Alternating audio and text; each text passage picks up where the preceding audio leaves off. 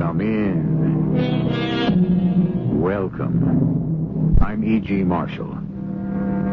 I don't ask that you believe this story, at least not in its every particular.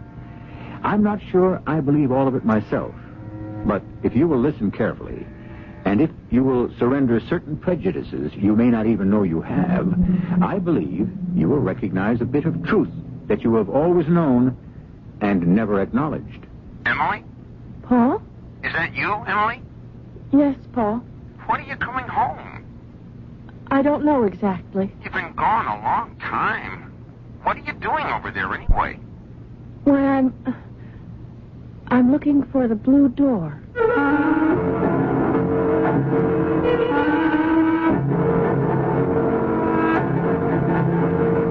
Our mystery drama, Behind the Blue Door, was written especially for the Mystery Theater by Elspeth Eric and stars Jada Rowland.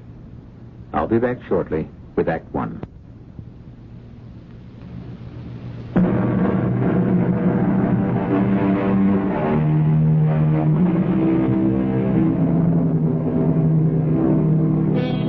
I suppose everyone has felt that he or she was looking for something, that life was one long, blind search.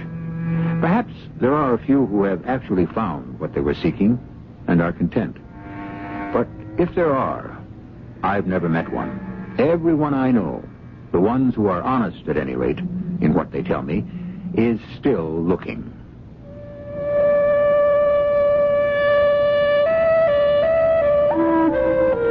Paul is pretty nearly perfect. He's nice looking. He makes a lot of money, but he works hard for it. I like the way he wears his clothes, the way he combs his hair, the way he drives his car, the way he treats me. Why do I say he's pretty nearly perfect? He's perfect. And he loves me. Truly, deeply, sincerely loves me. He wants to marry me, for heaven's sake. What are you trying to say, Emily? Oh, I don't know exactly, Paul. It's just that it's so hard to put into words. The right words. I can't seem to find them. Emily, you're 22 years old. You've been graduated from a good school. You majored in English composition. You were editor of the school paper. You sold a story to the town paper. Oh, all that stuff. You certainly ought to be able to tell me whatever it is you want to tell me. Haven't I always listened to you? Whatever you had to say, haven't I always listened? Yes. Oh, yes. And you have listened to me. That's what made me fall in love with you, I think. More than anything else, that you listened. Really? Well, you did. Didn't you? I think so. You certainly looked like you were listening. I was. And sometimes you'd answer me a month later. That really got to me. It meant that you hadn't just been listening, which was a great thing all by itself, but it meant that you heard me and that you thought about what I said, and a month later you picked up where I'd stopped talking, and we went on from there. Am I making any sense to you? Yes. Well, haven't you felt the same way about me? I mean, all this time we've been together, that no matter what happened to us, even if we had to be separated for a while, for whatever reason, when we got together again, we'd pick up right where we left off. Don't you feel that, or is it just me that feels that? If you say it's just me, I don't know what I'll do. It isn't just me that feels that way, is it, Emily? Is it? No. It isn't just you. I knew it. I knew it. It wasn't just me. Well, you and I could go on talking to each other forever. I know it. So you see, that means that we should get married. Paul, what you said before about us being separated for a while. Wouldn't make the least bit of difference. Maybe we ought to try it. What for? You mean you want to try it out? Is that it? Yes. I want to try it out. I want to go to Europe for a while. For a month, maybe. I have some money of my own. My father left me some money in his will. I want to use it to go away. To go abroad for a month. Where will you go? If you want to tell me. Paris, I guess. Isn't that where everybody goes the first time? To Paris. I've been in Paris 5 days now. staying at a little hotel in the left bank. There's something here. It's in the air. It's in the way the lights fall after dark. It's in the shadows they cast. It's in the street. They have streets here named after poets. Imagine that. I've already had a letter from Paul. It came this morning. He says, "Dear Emily, guess what I've been doing since you left? I've been looking for a house. A house for us when we're together again and ready to take up where we left off. I know just the sort of house I want for us. Not too big, not too small, with an upstairs and a downstairs, front door and a back door, and a whole real dining room just for sitting down and eating in." And he goes on like that. Dear Paul. Darling Paul. Why don't I go home right this very minute and marry him? And find our house and go and live in it to the end of our days? Why don't I?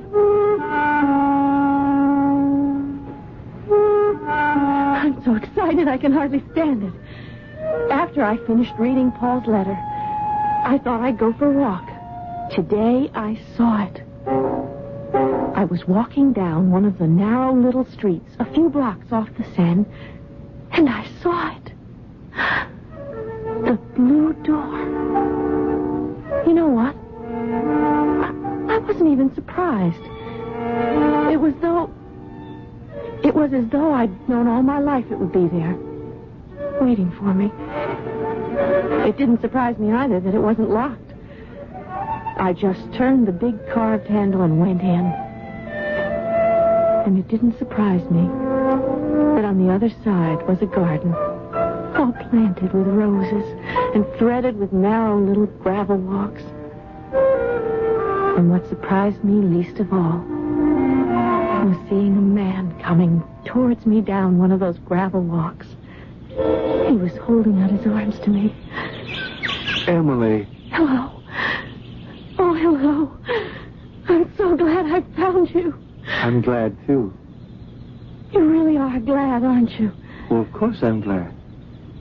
I've been waiting for you. I'm sorry it took me so long. Oh, it doesn't matter now that you're here? No, it doesn't matter. Not really. May I ask you something? My darling Emily, you may ask me anything you've a mind to, anything at all. Do you think I'm pretty? Do I think you're pretty? Well, now... It's very important to me. Everything you think about me is important. You can't imagine how important. So tell me. I think you're very pretty. Oh, I'm so glad. Did you think otherwise? That perhaps you weren't pretty? Well, not quite. I hoped I was. But now that I know you think so, now I'm sure. Is it so important to be pretty? I want to be pretty for you. That's all? Just pretty? You make me sound so vain. What about being kind and loving and merry of heart? Slow to anger, quick to forgive. You could never make me angry. Never. I wouldn't love you so much if I thought you were so mean-spirited you could never get angry. Really? You mean that? I really mean that. Oh, my goodness. When you're hurt or humiliated or neglected or treated unkindly, I should most certainly expect you to become angry. And to show it. Well, you'd never hurt me or humiliate me or any of those things. Are you so sure of that? Of course I'm sure. I'm only a man, you know, very ordinary, with ordinary failings. Oh, no, not you. Yes. Me. And every other man. I think that I should leave now and go back to my hotel. You've given me things to think about. I hope so. Well, you have. I'll come back tomorrow, and we'll talk some more. Good.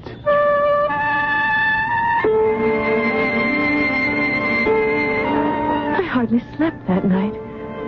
I stared into the darkness, and out of the dark would come the image of the blue door. My heart would beat a little faster, and I seemed to feel the big carved handle. Turn it, open the door, and walk in. See the garden, and then see him. What a lot we would have to say to each other. What a lot of questions I would ask. And he would answer them all. I thought I remembered exactly where the blue door was. On the Rue des Saints-Pères. Or one of those tiny streets near a little old church. I was sure I could walk straight to it. But my memory had played a trick on me. I couldn't find it. Monsieur, pardon. S'il vous plaît. Mademoiselle? Je cherche. Vous cherchez, oui. Qu'est-ce que vous cherchez? Oh, you don't speak English at all, do you? Vous ne parlez pas anglais? Oh, je regrette, mademoiselle. One moment. I have a little dictionary. Here. Ah, un dictionnaire. Yes, oui. Here it is. Je cherche une porte. Vous cherchez une porte? Oh, wait a second. Un instant. Attendez. Here. Yes. Une porte bleue. Yes, a bleu. Vous comprenez? Bleu? Porte bleue? Oui, je comprends. Oh, it was here yesterday, a blue door. Pardon? La porte bleue. Il était ici yesterday. Ici, une porte bleue? Oh, don't you understand? I have to find it. It's very important to me. Très important. Oui, je comprends. Mais il n'y a pas une porte bleue. I tell you, there is. There has to be. I was here. I saw it. I opened it. I went inside, and there was a garden, and Il a n'y a man. pas une porte bleue dans cet environ. Are you trying to tell me there's no blue door in this neighborhood? He was very polite, this policeman, but very firm. And there was no mistaking what he was telling me. There is no blue door in this neighborhood. No blue door. No garden on the other side of it. No tall, wise and loving man in the garden. I'd imagined all of it. I'd dreamed of my happiness. And now I was awake. And my happiness was gone. I wandered up and down the little streets for a while, not really expecting any more that I'd find what I had started out to look for. Just wondering how I could have been so happy one day, and the next so unbearably sad.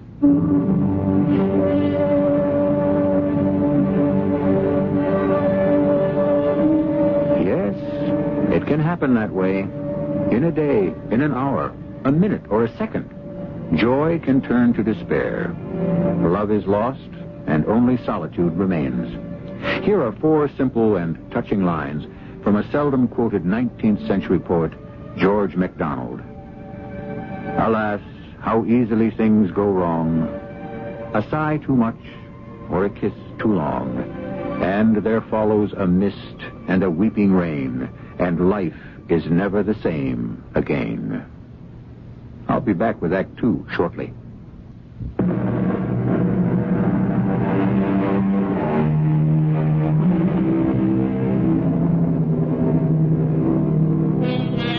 The mystery of the blue door persists.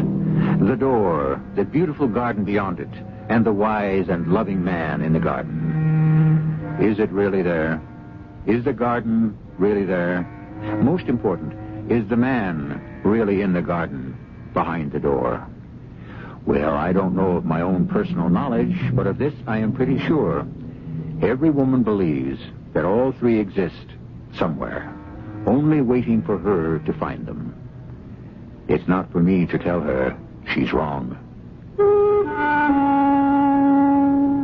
I wandered listlessly up and down the Rue des Saints-Pères for a couple of days. and all the other little streets in that quarter. I've never felt so alone. I thought perhaps I might run across the Frenchman who told me there was no blue door. Il n'y a pas une porte bleue dans ces environs. There's no blue door in this neighborhood, mademoiselle.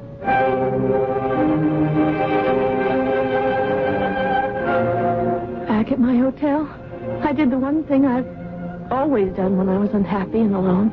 I did it without thinking, without asking myself why I was doing it. I just did it. I called Paul. Emily? Is that you, Emily? It's me, Paul. How was Paris? Oh, Paris is all right. All right. That's not the way people talk about Paris. It's lovely. Really lovely. Paris is lovely. You, met anybody? What? You sound lonely, kind of. I am, kind of. Haven't you met anybody at the hotel or someplace? A cute girl like you, I'd have thought you... I met somebody. Oh. I met a man. He take you out? No. We just, talked for a while, that's all. He hasn't called you or anything? No. I haven't seen him again. I guess he's left town or something. I haven't met anybody else except a Frenchman on the street. I was looking for something, and he tried to help me, but he couldn't. Looking for what? A blue door. A what? A blue door. You said a blue door? Is that what you said? Yes. But I couldn't find it. Oh. When are you coming home? I don't know exactly. Soon? Make it soon, huh? I'd like to. So do it. Not right away. Emily, I think I've got a surprise for you. We'll have, anyway. Really? What? A house? I think I found a house. I took your mother to see it, and she likes it a lot. She thinks you'll like it. As a matter of fact, she's positive. I'm about to put a down payment on it.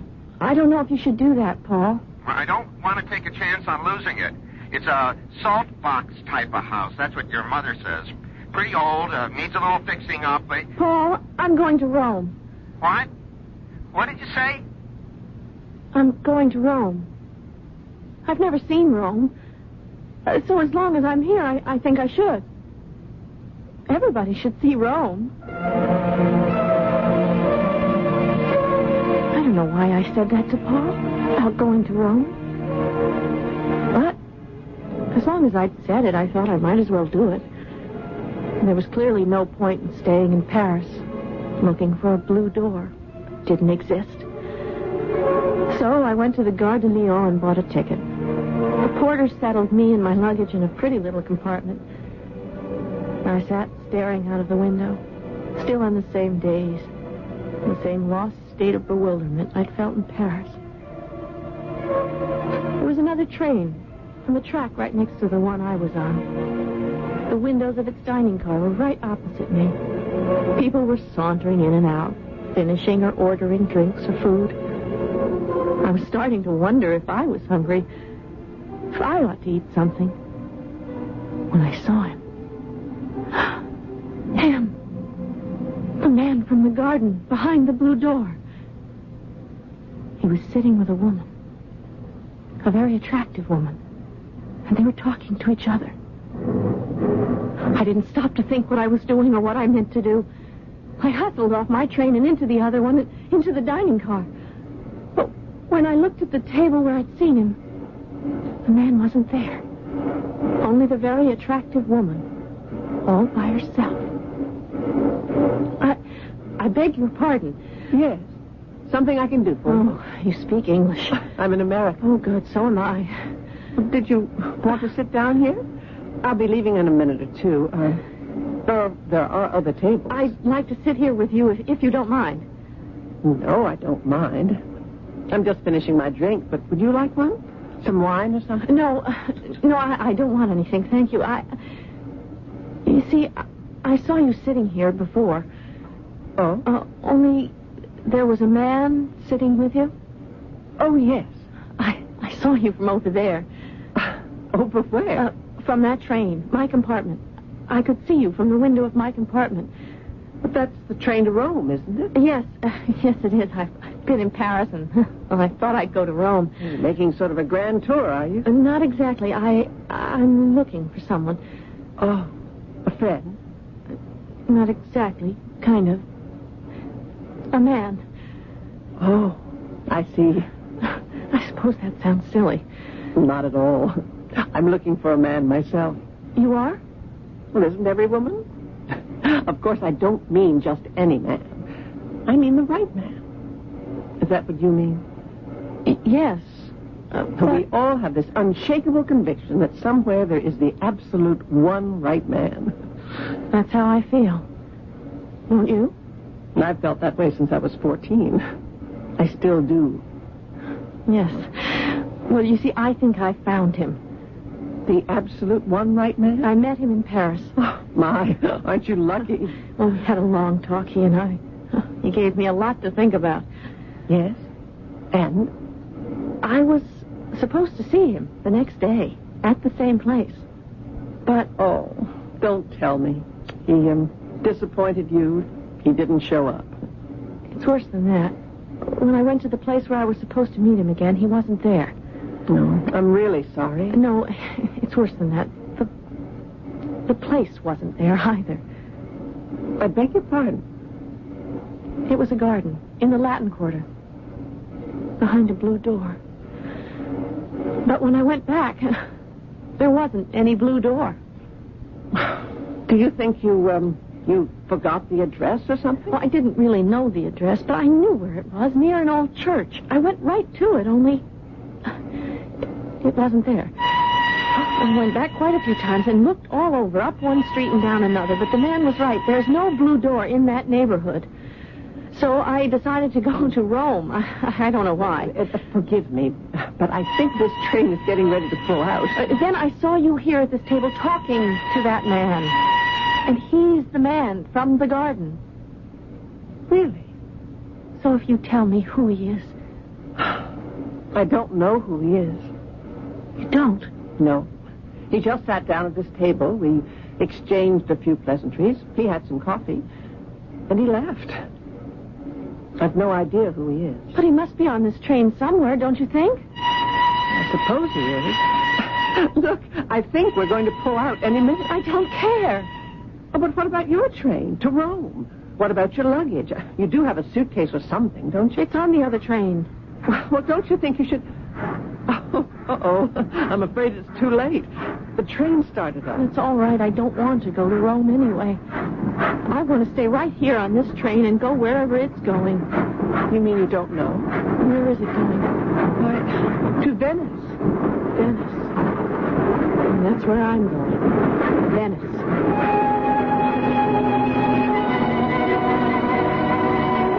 I'm sure this nice lady thought me very peculiar, to say the least. But she stayed with me long enough to explain how to get into Venice from the train station, the Vaporetto and all that. And then she left. I had some coffee. Then I started walking up and down the train. None of it was any good. The man didn't seem to be on the train at all.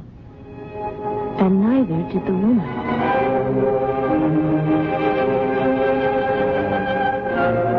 In Venice, I found a pension to stay at, and I started wandering around Venice.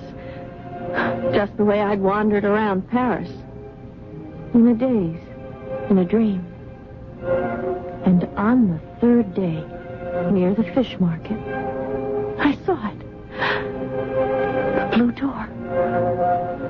It had a lovely wrought iron handle, and I turned it, not at all surprised that the door wasn't locked. I walked in, and there it was.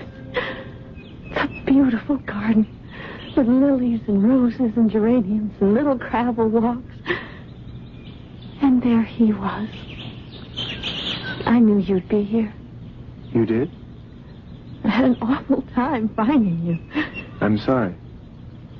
I went back to the blue door in Paris, but it wasn't there. What happened to it? I really don't know. I thought I was going to see you again and talk to you. I I was called away. You've no idea how upset I was. Well, where have you been all of this time? Oh, traveling around here and there. I've had a terrible time finding you. It's a miracle that I found you at all. In Paris, I went back to the Blue Door the next day and you weren't there. The Blue Door wasn't even there. I looked all over for it and couldn't find it. It simply wasn't there. I nearly went crazy looking for it. Poor little girl. So I decided to go to Rome. I even bought a ticket. I even got on the train at the Gare de Lyon. I don't know what I thought I'd do in Rome, but I couldn't think of anything else to do. I didn't want to go home. Not yet, anyway. You'll have to go sometime. I know that, but not yet. Not yet. Anyway, while I was sitting in my compartment on the train that was going to take me to Rome, I looked out the window, and on the next track there was a different train. And I saw you in the dining car. So I got off my train. I rushed over to the other one and into the dining car, but you'd gone. Yes. So? You'd been sitting at a table for two. With a woman. So? A woman you didn't even know. She told me she didn't even know your name. But I stayed on the train anyway when it pulled out. I came to Venice. I don't have any clothes but the ones I've got on. I've wandered all over Venice till my feet are sore and I'm so tired. And then, just now, I found the Blue Door. And you. And so, what now? Well, doesn't it mean anything to you? What should it mean to me? That I love you. Oh. Is that all you're going to say? Just, oh. I really can't think of anything to say but, oh. You could say, you love me back. You could say that. I could, yes. But I don't think I should. You really must go now. Oh, won't you even kiss me goodbye? Of course. Once on this cheek. Like that. And once on the other cheek. Like that. Now, run along. I stumbled out of the garden and onto the street. I could hardly see where I was going because my tears were blinding me. By the end of the street, I'd stopped crying. And I turned around and went back. He owed me something, this man. Something besides 2 brief kisses, one on each cheek. But when I got back to where I'd left him, the Blue Door wasn't there. I might have known it wouldn't be.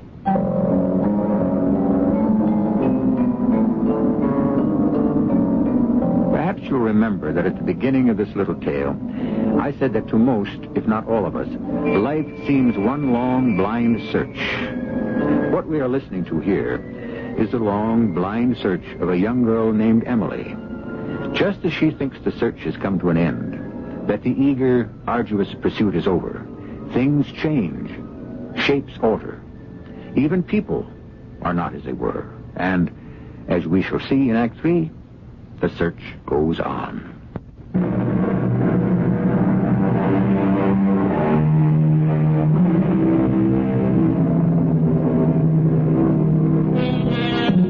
The world never stands still.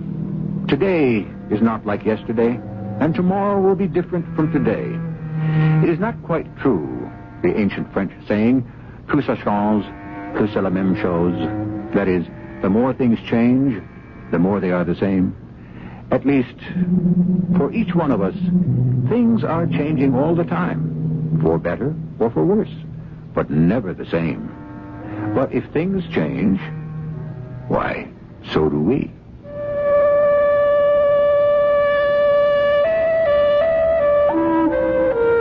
I couldn't quite bring myself to go home. Twice now, in Paris and in Venice, I'd found what I was looking for. And both times, I'd lost it. I began to feel like a character in a book or a play or a movie. Not me, myself, but some made-up character going through certain motions, making certain sounds. Strange motions. Strange sounds. To tell you the truth, I felt not altogether sane. Still, I couldn't go home. Not yet. So, I went to London.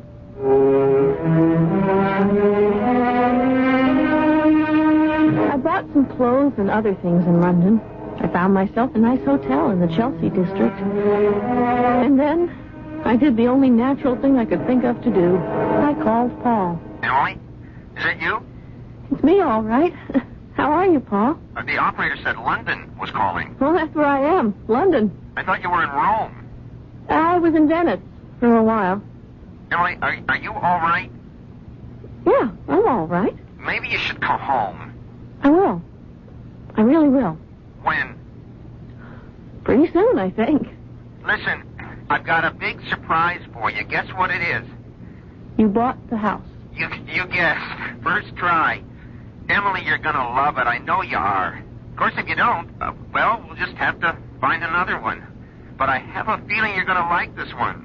It's got an upstairs and a downstairs and a front door and a back door and a dining room just for sitting down and eating in. How'd you know? I just knew. Well, it's got an attic, too, and a cellar. Sounds wonderful. Oh, it is wonderful. And it's got a garden, roses and things. Really? Your mother's been working on that. I've been doing things to the house. Emily, come home.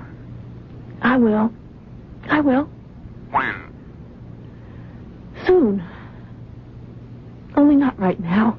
Not just yet. Honey, are you all right? I'm all right. Yes, I'm all right. It's just that... Are you crying or something? You sound like you're crying. I'm not crying. Not really crying. It's just I'm going to fly over there and get you and bring you back. No, please don't do that. Please, don't do that. I just don't mind telling you. I've been worried about you. So's your mother. We've talked about it. All this traipsing around. I wasn't traipsing around. Well, what would you call what you've been doing? I don't know. Well, whatever you call it, stop it and come home. I will. Soon. You promise? I promise.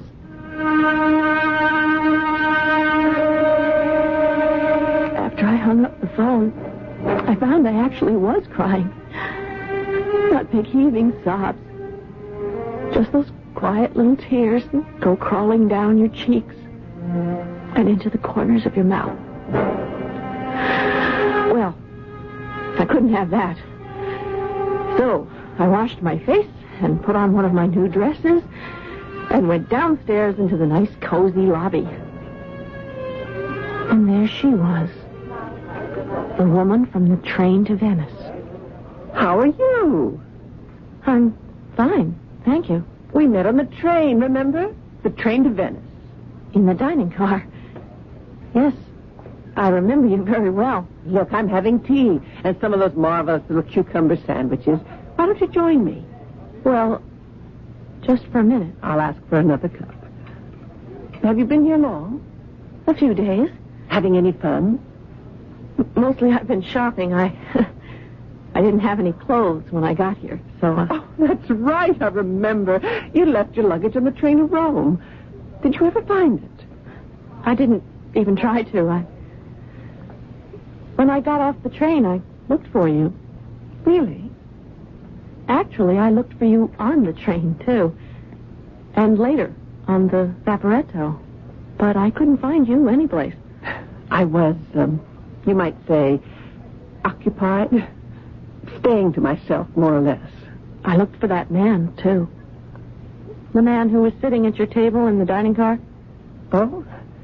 You were looking for him? I wanted to talk to him. You might say he was occupied, too. Keeping to himself. Actually, he and I were occupied with each other. Really? You told me you didn't even know him. That's true. I didn't know him. Didn't even know his name. But remember that little talk you and I had about looking for the absolute right man? How that's what every woman is looking for? Yes, I remember. Was this man? Did it turn out that he really is absolutely the right one? For for you? Well, I'm not counting any chickens, you understand, but... I understand. I think probably he is. I hope so. I hope I'm the absolutely right woman for him. I'm sure you are. Now I've got to go. I started to wander around the Chelsea district. There were so many darling old houses, lots of them with gardens. I began to think of Paul and the house he'd gone ahead and bought, with a front door and a back door, and an upstairs and a downstairs, and a dining room. And I saw it again. The blue door. It was a lighter blue this time. Paler, cooler, even a little faded. But I couldn't pass it by. I went up to it, took hold of the big brass knob, turned it, and then let it go. For the first time, I didn't want to open the blue door and go inside. I turned around and took a taxi cab to the airplane office and bought a ticket for home.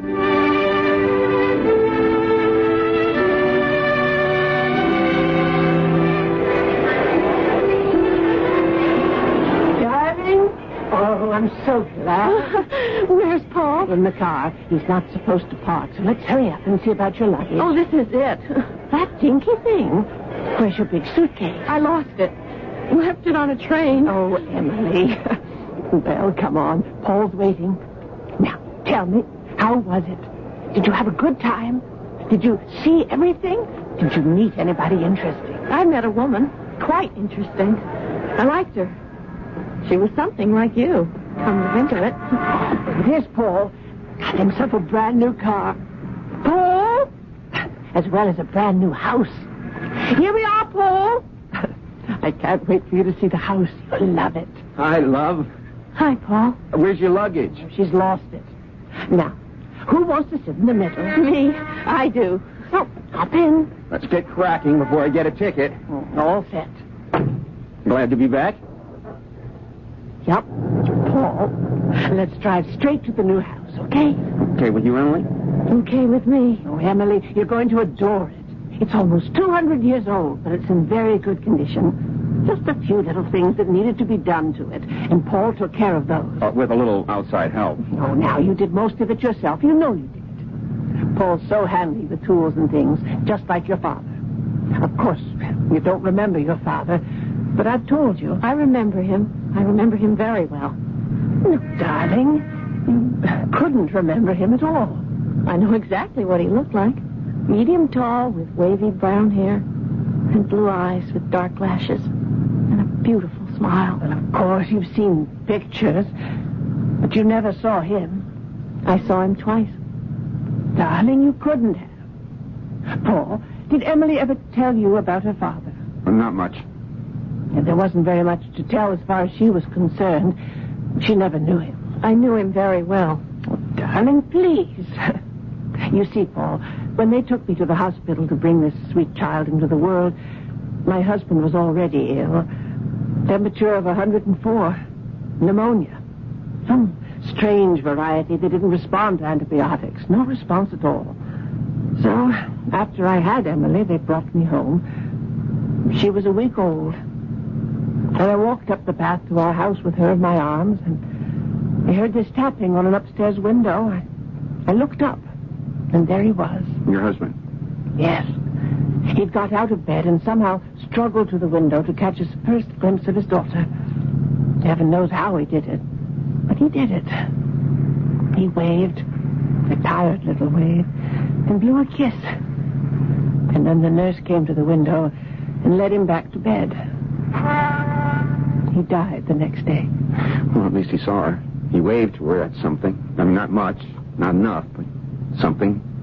But she could never have seen him. She was only a week old. I saw him twice. No, I don't think you could have seen him the next day, darling. He was quite delirious. His temperature had shot way up. They'd never have let you in the room with him. All the same. Anyway, you were 1 week old. Your eyes didn't even focus. Where did you meet him, originally? Oh, in Venice. On a train. Oh, yes. We actually met on the train from Paris to Venice. In the dining car. Yes. Yes. Actually, it was in the dining car. He sat down at your table. That's right, he did. Have I told you all this? He didn't make any impression on you at first, but later. In Venice. No, before that. You looked him up on the train, and you and he spent a lot of time together. Then came Venice. You were absolutely right. Heavens, your memory is better than mine. Imagine you're remembering all that. It was in Venice that you started to fall in love. But it wasn't till you got to London that you were sure. Hey, we're coming to the house. Oh, yes. See, Emily, the little salt box? See the garden? Roses and geraniums. And look. Oh, look. A blue door. Paul says he and Mother argued a lot about what color he should paint the door. Green or red, maybe, or maybe yellow. Then Paul said no. Blue to match my eyes. Well, it doesn't match my eyes exactly, but it's a lovely color. The same clear blue as the eyes of my father.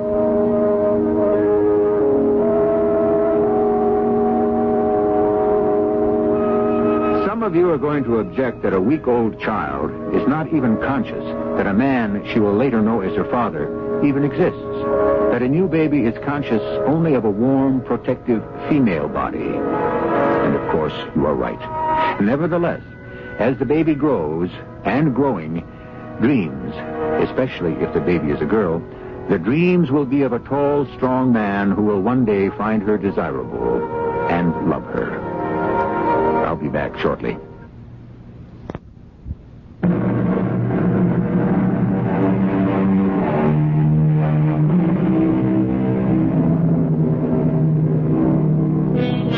Others of you may object that our story only dramatizes Maurice Maeterlinck's story of the Bluebird of Happiness and the search for it, which ended back home, where it had been all the time. That we have simply changed the Bluebird to a blue door. All right, I'll agree with you, but at least grant me that in any form, under any disguise, the story is a good one and bears telling over and over again. Our cast included Jada Rowland, George Firth, Ann Williams, and Russell Horton. The entire production was under the direction of Hyman Brown. This is E.G. Marshall inviting you to return to our Mystery Theater for another adventure in the macabre. Until next time, pleasant dreams.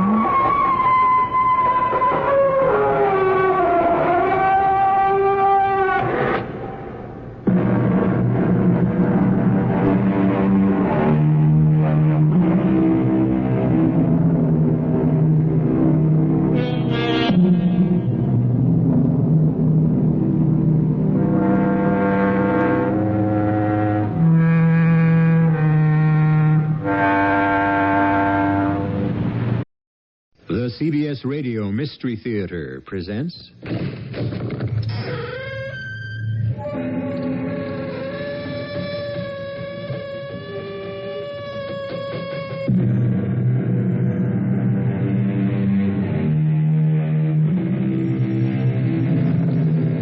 Come in.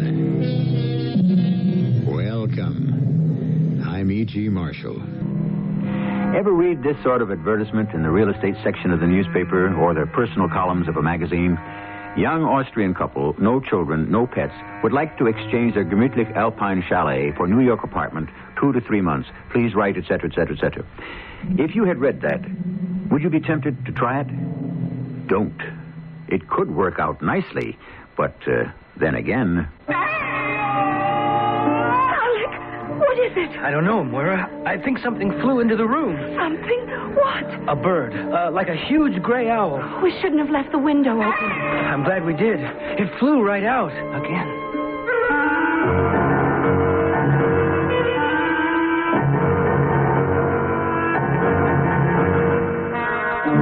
mystery drama was written especially for the Mystery Theater by Ian Martin and stars Don Scardino and Jennifer Harmon. I'll be back shortly with Act One. Start your mornings with a double dose of laughter on CBS television, beginning with The Jeffersons. Me and her been through some hard times together, and ain't another woman in this world who will stick by me the way she has. You ain't lying. The laughs continue with Alice.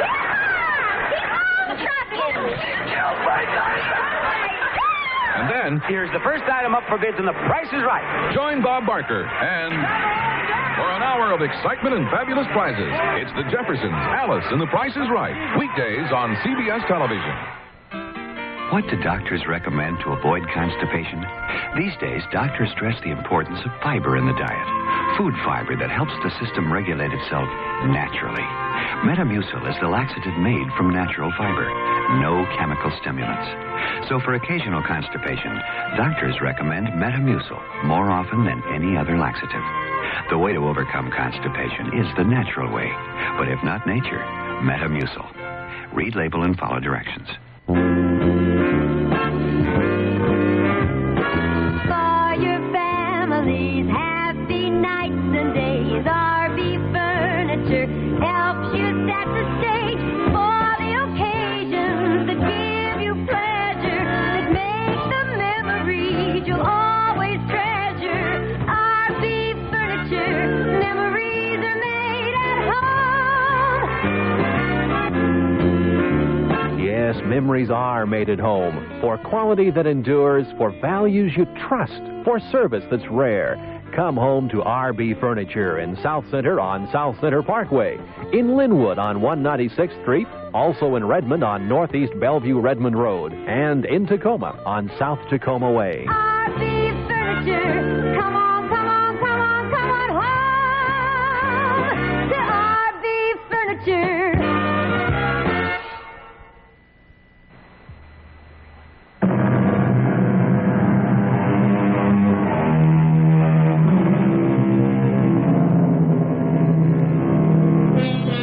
The advertisement I began to read to you was the actual one that Alec and Maura Grant answered.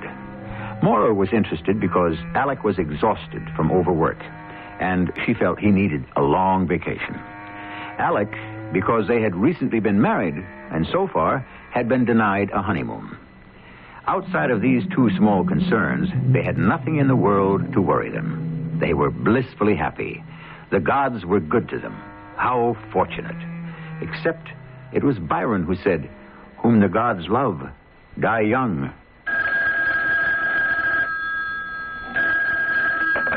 Professor Grant. You don't have to be formal. It's just me. Oh, who's me? Your wife. Oh, that's... Darling, the most marvelous thing just happened. It came. Oh, that's nice. What came? A letter from Frau Gottschalk in Austria. She's charming. There's a picture of her and her husband, and they look like dear people. And the house is a dream, and they want to exchange. Only they don't own a car. But couldn't we just rent one there and... Hey, honey, slow down, will you? Oh, when are you coming home? I'm just finishing up. I had to empty the drawers and get all this junk out of poor Murray's way. Well, you're only going to be away from the university for a year. It's still your office. Not while I'm on sabbatical leave. But it's all done. I should be home within the hour. Oh, hurry, darling. I'm just bursting with all the news about Austria. I'm Dr. Alec Grant, and my sabbatical leave began at the beginning of the summer.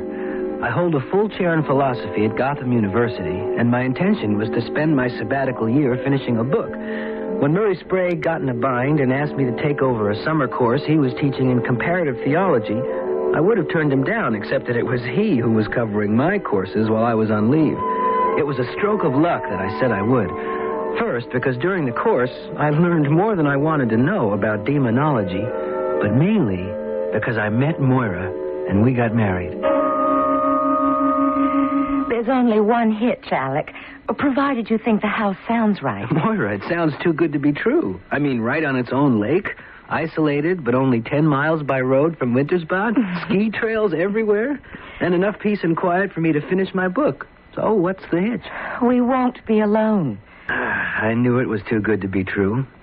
What are we stuck with? An ancient dachshund? Oh, no. Just a housekeeper. But we don't have to pay for her. That's bad? I think it's good. What's she like? She's sort of an old family retainer, but Gretel says she cooks like an angel and disappears right after dinner every night, and you never hear from her till you're ready for breakfast in the morning. Gretel? That's Frau Gottschalk's name. Her husband is Hans. Oh, isn't it too much? Hansel and Gretel in this divine gingerbread house waiting for us. Plus a built-in witch? Oh, now that's unfair to Frau Zauber. Gretel says she's a dear old thing and will take care of us like we were her own children. Well, I don't need anyone to take care of me but you. Oh, and you know how totally I want to possess you, surround you, make you all my own. Well, you don't have to try. You got me. So we are off for the Austrian Tyrol? Well, aren't there arrangements to be made? How do you know they'll like this old dump of ours? Mine. That's all settled. I've described it and sent pictures. When do they plan to arrive? A week from Saturday, the morning of the day we leave. We'll have a whole day to show them everything and help them get settled. Well, I hope they don't miss their plane. Oh, stop trying to put the hex on all this, Alex. Anyway, your child bride was smart enough to cover that. How? Well, if by any chance things get crossed up and they don't arrive before we leave, Betty Sprague has the keys and she'll settle them in. And they know about that? Of course. I mean, you've heard from them since you wrote them? Natch, worrywart. I don't mean to sound that way. It's just that, well, why didn't we just get them on the phone and work out all the last-minute details? Well, that's the one thing I didn't mention. They don't have a phone. They don't? Well, who needs it? We can shut out the rest of the world. Oh, isn't it heaven? Well, as long as I share it with you.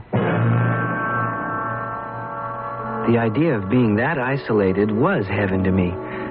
I couldn't put my finger on what niggling little thought kept sputtering in my brain like a loose electrical connection. And in the face of Moira's enthusiasm and shining expectation of our projected trip, I didn't have the heart to allow anything to spoil it. I never dreamed my random hunch would turn out to be true. Hello? Yes, this is Mrs. Grant. Is that the Gottschalks? Shh. What? A cablegram from Frankfurt, Germany? Right. No, please, read it to me. If you got a pencil, darling. Right here. That's correct. Just read the message. Missed connections here. We arrived New York a day late. Sorry we will miss you, but please not to delay your departure. Frau Zauber expects you. We will contact your Mrs. Sprague, and all will be well. Auf Wiedersehen, Hans and Gretel Gottschalk. Yes, thank you, operator. I have it. No, a copy will not be necessary. They missed the plane? Or maybe you ought to take up fortune-telling. I'm sorry, darling. No, I didn't mean to bite at you. I'm just disappointed. I would have liked to have met them. Well, do you want to cancel our flight? And... Are you kidding? That's a special excursion deal that saves us a fortune. Besides, we have to pick up our car in Munich. We don't want anything to go wrong with that. Okay. And we'll let Betty Sprague handle our German cousins. Austrian. Oh, my apologies to the Grand Duke or whoever. I think it's the Chancellor. Anyway, we're going on a honeymoon in Austria, darling, and we're going to love every minute of it. It's so easy to be prophetic in hindsight. But some chill tremor, even then, closed around my shoulders like a shawl. I shrugged it off because Moira was sizzling with delighted anticipation. The plane flight across the Atlantic was uneventful, except for Moira's constant happy chatter about the new life we were headed for. By the time we got to Munich, she had me decked out in rose-colored glasses, too. And all my doubts had evaporated. We picked up the car at Munich in the early morning, and by shortly after lunch, we found ourselves arriving at the end of our journey. Oh, it's all so green and so beautiful. It's like driving on the floor of a still green lake. It's breathtakingly lovely. An enchanted forest. Oh, but doesn't it ever end? Mm-hmm. Oh, yes. Up ahead. See? Oh, that's the lake.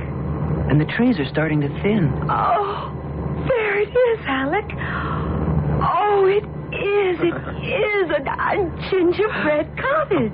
Well, it's a bit larger than a cottage, but it's a real Hansel and Gretel house, all right. With a witch waiting for us, broom in hand. Oh, stop it, Alec.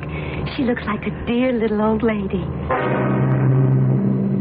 Willkommen in Schlossfreihaus. Ich bin Frau Zauber. Wir sind Herr und Frau Grant, aber wir haben keine Deutsche sprechen. Ach so, it is no matter. I have English pretty good. Have you come with a nice trip? Oh, yes. The countryside is gorgeous. Oh, from Munich, you are arriving? Yes, we flew in this morning and drove straight here. Oh, I have been waiting, though. With the broom, I sweep the doorstep again and again, so you will see the house at its best. But you must be tired. Kommen Sie bitte. I show you your house of dreams. We entered the chalet, our shadows streaming before us from the sun at our backs. Something revived that vague, uneasy feeling I had forgotten during our journey. But the tour of the house was too fascinating to allow me to dwell on it. I might never have thought of it again if it hadn't been for what happened that night. What's that? Alec! Hey, what is it, darling? Nothing. We shouldn't have left the window so wide open. I think something flew in here. Something? What? Oh, a bird. A sort of gray owl. Oh, don't worry. It flew right out again. Where are you going? I just want to have a look-see. Sounds like a storm brewing. I think I ought to close the windows. Oh, yes. It's gotten cold. Oh, hurry back to bed. Come on, darling. Close them. Huh? Oh, yes. Right. Oh, here I come. Oh, you have cold feet. Warm heart. Oh, don't I know it? Oh, Alec, I love it here. The house is a dream, and I've never been so happy. I love you. Good night. And I love you. Good night. She was back to sleep in a second, like a child. I wasn't so lucky. Was it only a wind-driven puff of gray cloud I had just seen crossing the moon? Or could it have been what it seemed to be? A monstrous ghost gray bat. I put it out of my mind. What nonsense.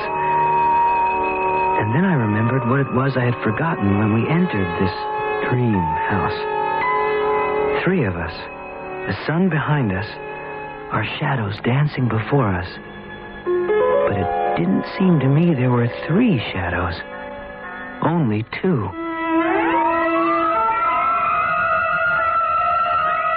This doesn't appear the pleasant little story it started out to be, does it?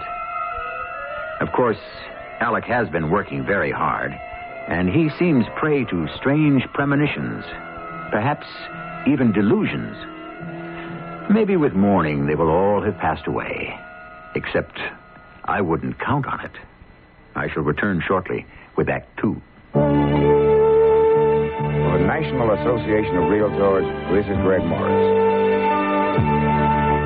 Home buyers and home sellers alike seem to worry a lot about the closing. A realtor can help make that worry disappear, so you'll understand what's happening and what your obligations are at every step from title search to deed recording. To guide you through the closing, talk to a realtor, a member of the National Association of Realtors. Hi, Pat Summerall to remind you that the best time to paint is when the season is right and the price of paint is right. Like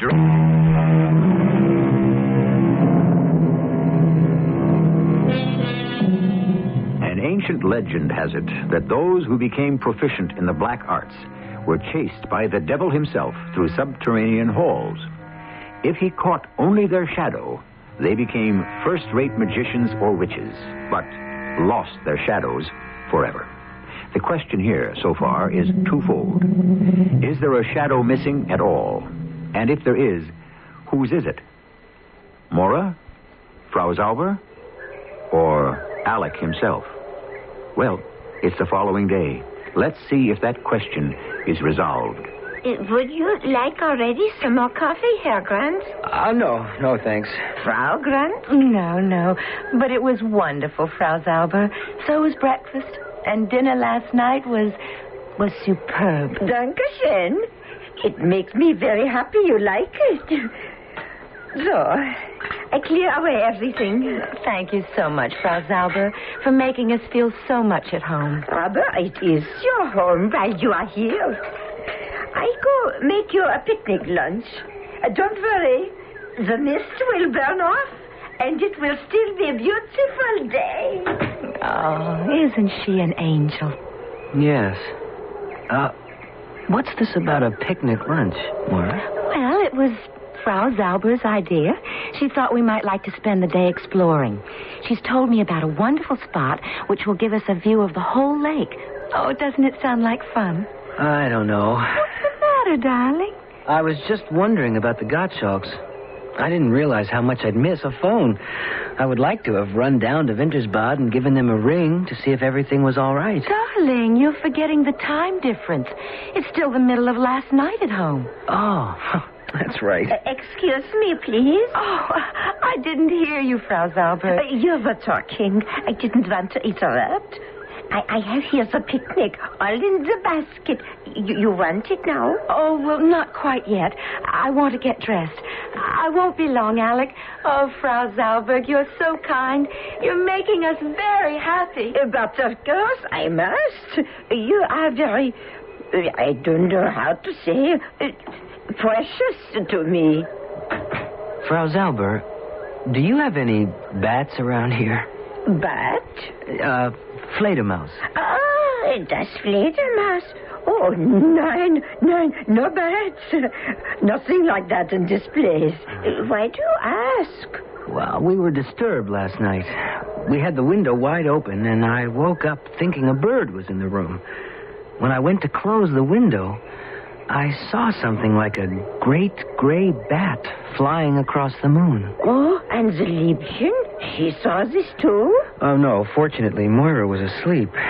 I didn't tell her what I thought I saw. I didn't want to upset her. Oh, very wise, mein Herr. This holiday means so much to her. You must not disturb her. Yourself? Here I am.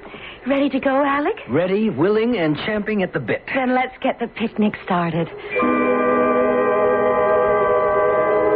It was everything a picnic ought to be. We ate in a meadow floating above the Emerald Lake. The food was sublime, and walking home over the pine needles, we were both floating on a cloud. Oh, what a day this has been. I think you're a little high, my pet. I am. On clear air and the scent of pine and the quiet. Oh, the lovely quiet. And a bottle of sparkling Rhine wine. Well, I only finished it because you were being such a teetotaler. It was making me sleepy. My arm was about her waist, her head on my shoulder. I was tired myself and full of sun and fresh pine-scented wind and peace as heavy as a drug. We floated down the hills back to the chalet to find Frau Zauber waiting for us, fussing over us like children. You are both so tired. Oh, I am a foolish old woman to send you so far on your first day. Oh, I'm fine. I'm just, so sleepy. I've got to have a nap before dinner. I go up right away and turn down the bed. You will join her also, Herr Grant? No, I'm not that sleepy. I'll see Moira upstairs. Perhaps you'll make a cup of coffee for me? Yeah, but... you don't have to come up, Alec. Well, I want to see you tucked in. I'll be right down, Frau Zauber.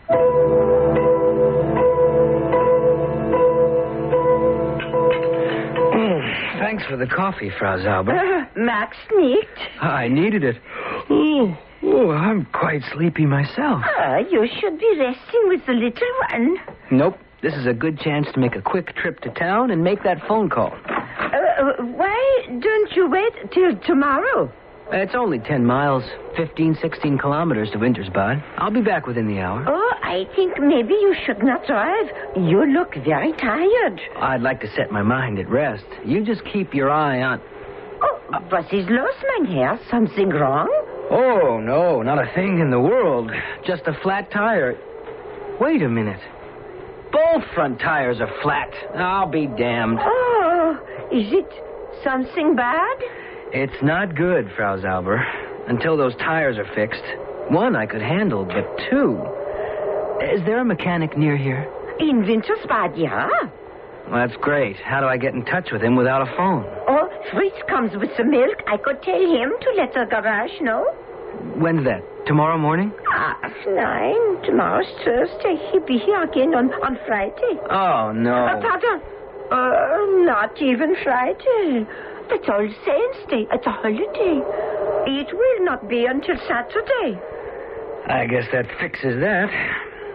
Without wheels, I'll just have to use Shank's mirror. Excuse me? Walk. Oh, 15 kilometers? Well, not tonight, anyway. I guess my phone call to the Gottschalks can keep. Oh, maybe I'll join my wife in that nap. But supper? Why don't you leave us some sandwiches? Yeah, I will make a tray. And some wine. And the coffee all ready to brew.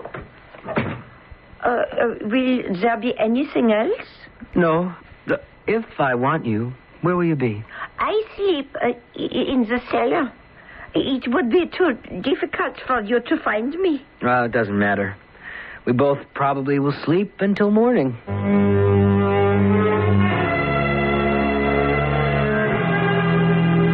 I went to bed with the sun still high on the horizon, never having felt more tired in my life. Moira was dead to the world, and as soon as I pulled the covers over me, so was I. No! What is it? Moira, what is it? Oh, I thought something was biting my neck. What? Let me see. No, it was just a dream. There's nothing there. Oh, Alec, I'm so tired. I've got to sleep. Just sleep. It's all right with you here. With you here. She was asleep again. I turned the light on, but it didn't disturb her. I examined her carefully, and on the right side of her throat, just under the jawline, I saw 2 marks, side by side, as though they might have been made by a hypodermic. In a sudden panic, I rolled out of bed and shut the windows fast. I came back to Moira. She was breathing as evenly as I was gasping with fright. I went through the house calling for Frau Zauber. I found the door to the cellar and went down into a rabbit warren of halls and compartments with the damp earth under them smelling of decay. All were closed, frozen shut with rusted locks, save one, which gave easily as I thrust against it. I stumbled through, clawing in the dark, down a long, twisting passage, dank and odorous, till suddenly instinct stopped me short. I took out my lighter, thumbing the wheel, and gasped at what the small flicker of its flame revealed.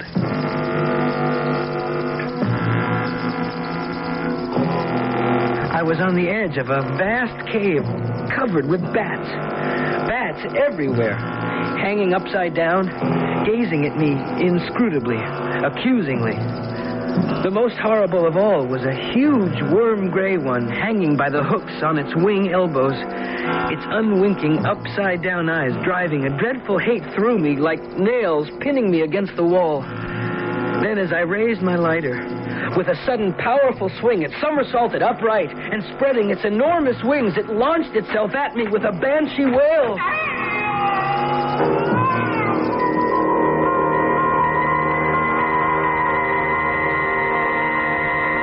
The next thing I remembered was waking out of utter blackness to find myself lying on the bed with Moira shaking me gently. Alec? Alec? What? Yes? What are you doing, lying outside the bedclothes? I must have fallen asleep. Without getting into bed? Well, I was up because of whatever bit you. I wanted to close the windows and... Bit me? What do you mean? Well, don't you remember?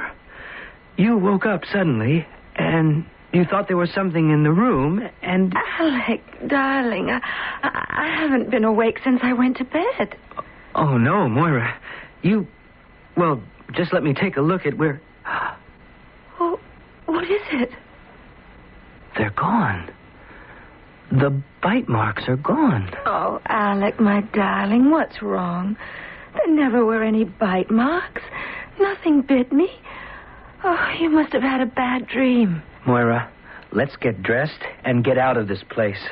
Now. I can't leave now. I'm just beginning to relax.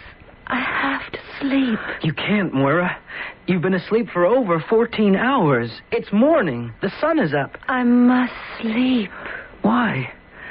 What is it, darling? I have to be ready. Ready? For what? Ready for the moment when... Moira. Moira. You've got to wake up. Oh, heaven help me. What am I going to do? I've got to have a doctor. And I can't leave her alone.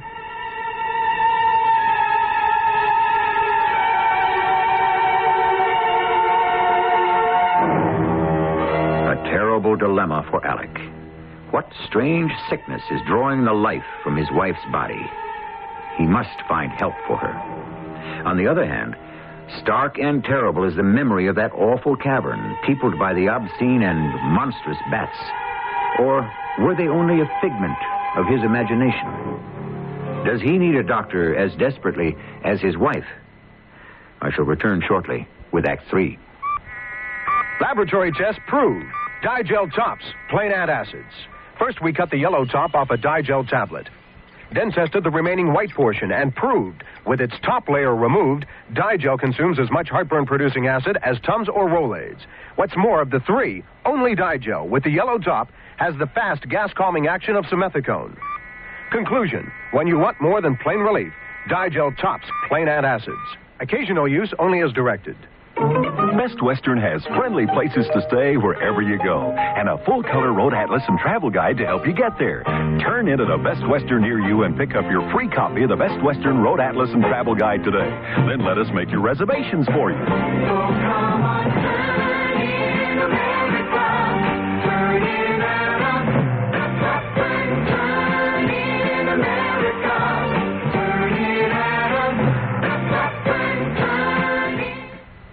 There's always a way to make your day complete at Villa Plaza Shopping Center. Graduation time is Seiko time at Austin's Jewelers Villa Plaza. For that special son or grandson, a space-age Seiko quartz watch to meet the challenge of the future. For the young lady blossoming into womanhood, a delicate Seiko with a woman's touch. There's nothing like Seiko for the times you'll remember.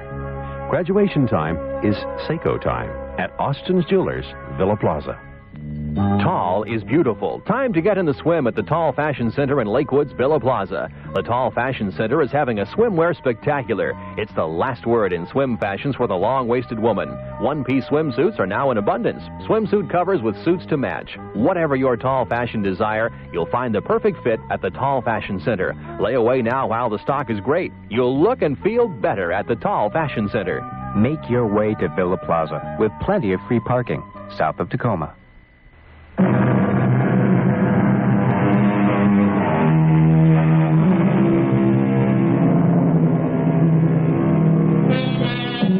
If there's anything that makes my blood run cold, it's a bat. Oh, somewhere there may be a bat lovers society who wish to protect the dear little furry things with their two canine teeth as sharp as hypodermic needles. Not me, nor Alec Grant. But which was the greater danger? Mora's strange and unaccustomed lassitude, or those horrendous bats which might live only in his imagination? Only he could make the choice.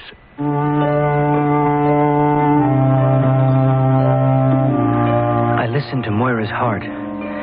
It was steady, far steadier than my own. Her pulse was strong and normal. She breathed easily. But she was in a profound sleep that was dangerously close to coma. I had to get to a doctor.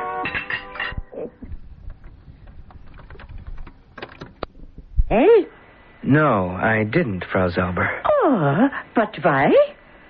I thought you told me there were no bats in this part of the country. Yeah? Why do you think there are? Because I believe one bit my wife last night. Oh, poor Liebchen. I came down to the cellar after my wife was bitten, looking for you. I called, but you didn't hear. Oh, I am the very sound sleeper. Yes, I couldn't find your room, but what I did find was one door that could be opened. What do you think I found behind that door, Frau Zauber? Oh, I have the trouble with the English. I don't... I found a long corridor, and at the end of it, a cave full of enormous bats. Bats, Frau Zauber. Herr Grant, I think you are having eine große Traum, a nightmare. There's nothing like that in the cellar. I tell you, I saw it. Then come. You show me.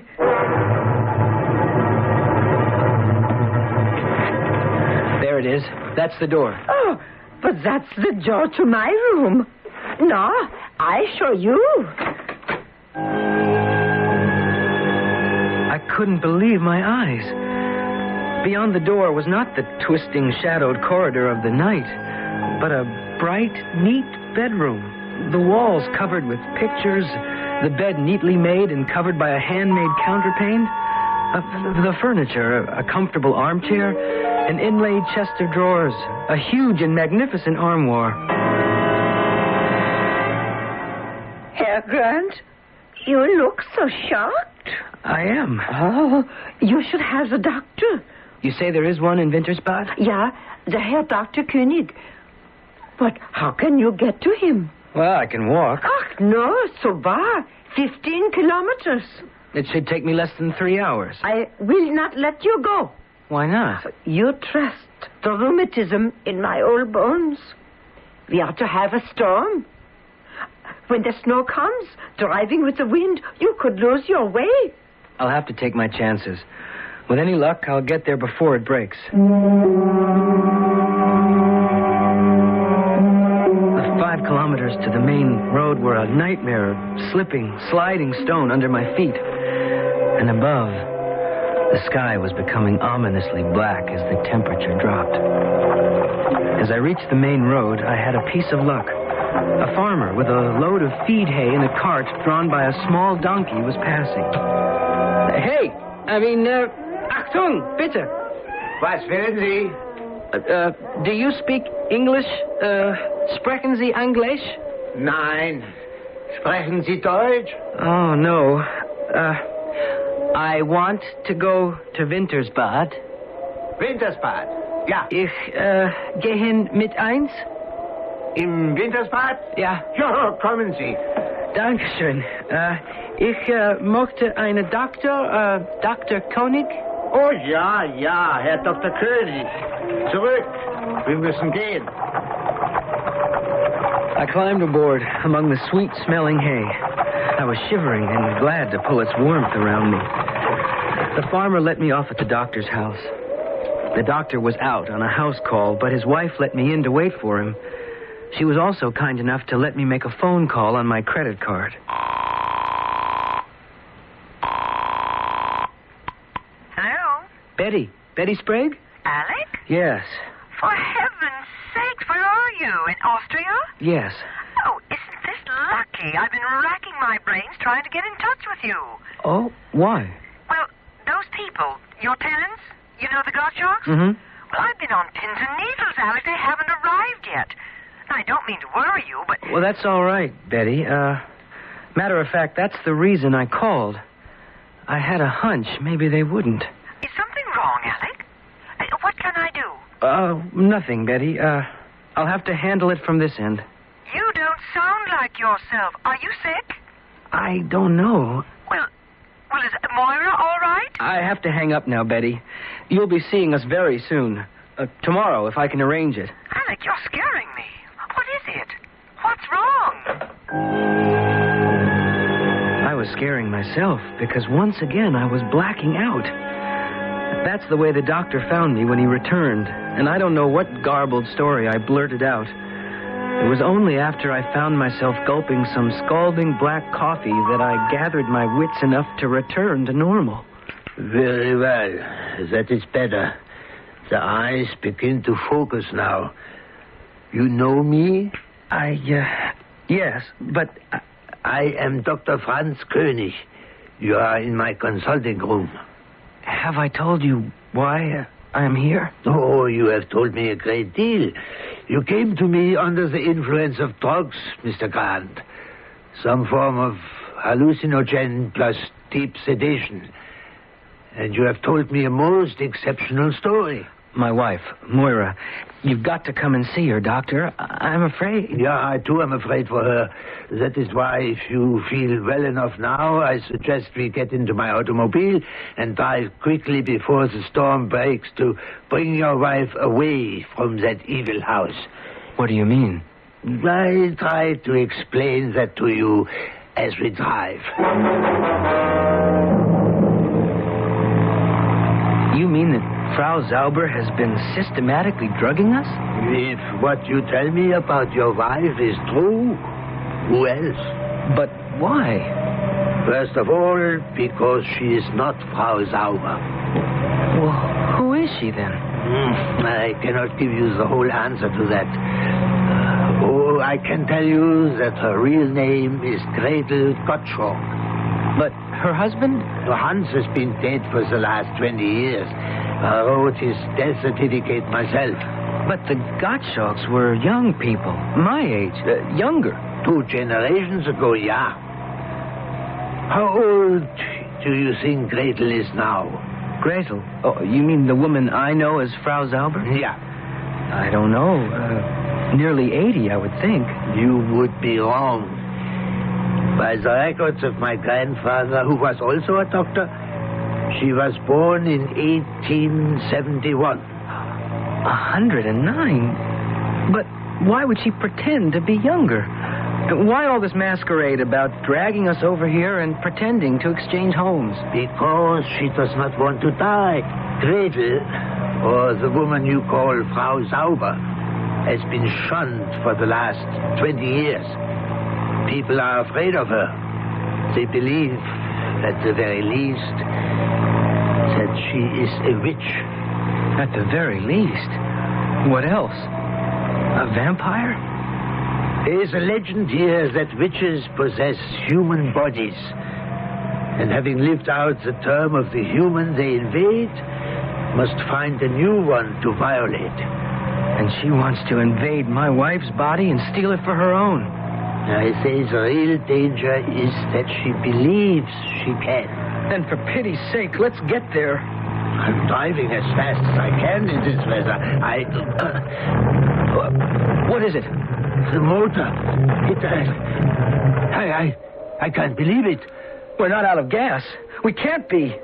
If we get stuck in this blizzard, we'll be buried in an hour. I don't see how it is possible. But we are out of petrol. Well, now what do we do? No one will be traveling this road on a night like tonight. We must walk. What, back to Wintersbach? It's too far. If we are to save your wife, we go on to the Gottschalk house.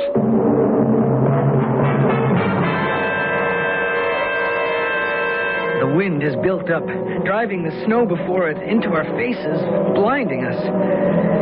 It was an endless journey to the chalet, and by the time we reached it, we were exhausted. Inside the house, there was light, but there was nothing else. No Frau Zauber, or whoever she was, but more important, no Moira. Moira! Moira! Yeah, you wouldn't find her by calling for her. We must do the finding. How? We can start by looking for the witch. Where's her home? Have you the flashlight, Herr Grant? It's almost burnt out. Wait a minute. There's a light. Here. Yeah. As you described it. Yet the night before you thought this door led to the tunnel and the cave of bats? Yes. This armoire, right opposite the door. Let's see. Just a clothes closet. The back is solid. But wait. There is a mark on the floor. See? From the casters on the legs. It must be hinged to swing open. Yeah. There's a hinge on this side. That means there must be some sort of a catch or a lock on my side. Yes, I have it. It's opening. And right behind it is the passage I went down that leads to... Wait. Listen. So there are bats. Yes. And that proves she's a witch. And also, you may be right. A vampire. She's got Moira. Come on. I tore recklessly down the twisting, tortuous passageway. The doctor followed more slowly. As I ran, I could hear words, chanted in Frau Zauber's cracked old voice. Words that chilled my blood. Oh, thou art my own king and emperor of the northern parts. I call, invoke, and exorcise thee to lend me all your awesome power to enter this young nation, that I may live my new life cycle as a witch of the inner circle. I had reached the entrance to the cavern. On a slab of stone, like a rough altar, Moira lay, unmoving. Behind her, a step higher, that ghost gray bat was poised, the words I had heard issuing from its mouth. And behind it, obscenely, a crucifix turned upside down. I feel your presence. I feel your power. What is it, Herr Grant? A filthy, pagan rite, huh? All the forces of evil and the legions of hell. But the moment... What do we do? We call on him and ask him to lend us his strength. In your name, I will be reborn. As I drink her blood, I will be done. No! Stop! You are too late, Herr Grant. She is mine! Mine for all days! As she bared her fangs and bent to sink them in Moira's throat, I went berserk. Seizing the torch from the shaken doctor's hand, I shone it directly in her face. As she recoiled from the light, I lunged and drove the heavy oaken alpenstock with its steel-tipped end through the loathsome, furry body, driving it back to pin it to that obscene, inverted crucifix. I took Moira up in my arms, rushing through the mist, gasping for breath, dodging flames which were beginning to sprout from the earth. I reached the safety of the passageway none too soon, for suddenly, behind us in the cave, the floor exploded with a roar of flame and hissing steam.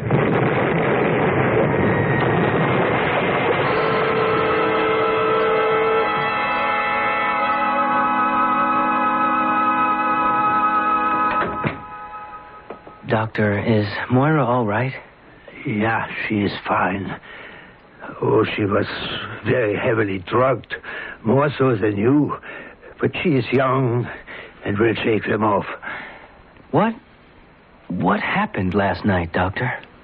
Herr Grant, this whole countryside around here sits on a subterranean lake of boiling sulfur springs. It happens now and then. There was an explosion. Too much pressure. It blew off like a volcano. Did you see everything I saw? Oh, the light was poor, and my eyes are not what they were. The mist of steam created strange illusions. That cavern is gone forever, buried under tons of earth and stone. You need fear nothing anymore. You are free of her forever. There's nothing either good or bad, but thinking makes it so. as Hamlet remarked to Rosencrantz and Guildenstern. Are there such things as witches and vampires? I can only answer with another quote. We are what we believe. I'm holding a remarkable 35-millimeter camera. You probably don't know the name of it unless you've been to Japan. In Japan, where everyone has an eye for cameras, people have been looking into this name for over 40 years. What's behind it? Technology so advanced, we're about to introduce a camera powered by the sun and an SLR lens that focuses by itself. The name? Ricoh. R-I-C-O-H. You can see one at any fine camera store. Ricoh. It's a name worth looking into. Mornings seem to start out better. You seem to go much better when you start the day together. Maxwell House and you get that good to the last stop feeling. With Maxwell House, only Maxwell House. A taste, a feeling like no other coffee. Always good to the last drop. Did you ever want to own your own business? It might be simpler than you think. We can take the mystery out of it. Here's the first clue. We're the largest instant printing chain in the world. Right, you got it. Postal Instant Press, PIP. Now, clue number 2. You can get into a franchise for a lot less than you think, and the balance of the purchase price, after your down payment, will be completely financed by PIP at below the prime interest rate upon credit approval. We can bring a lot of witnesses, too. Take the man and wife running their own business and doing well. The singles who are part of PIP's success story. The retirees. Or many more in the growing PIP family. All of these people are just part of the evidence. PIP trains you, backs you, helps you get started, keeps you going. If you really want to be your own boss, take a tip from PIP. Call toll-free 800-331-1000, except in Oklahoma. For a solution that makes money and good sense, call 800-331-1000 right now.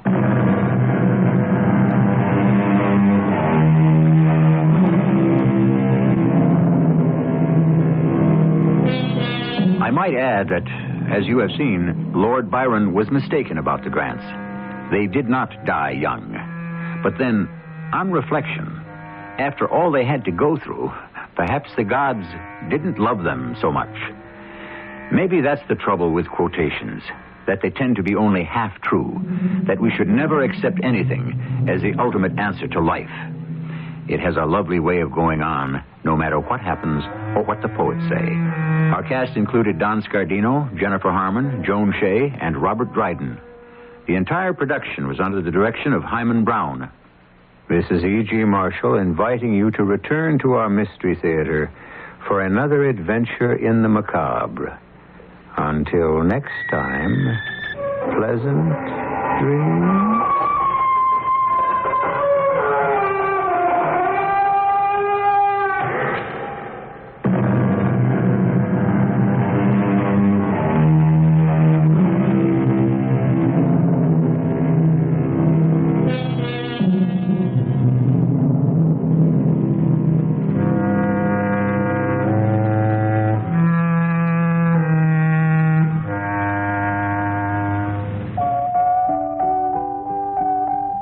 Time when you're pregnant.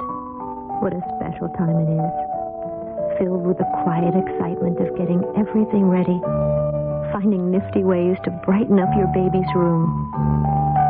And throughout this special time, you're so very careful what you do. Because you know everything you do, you're doing for two.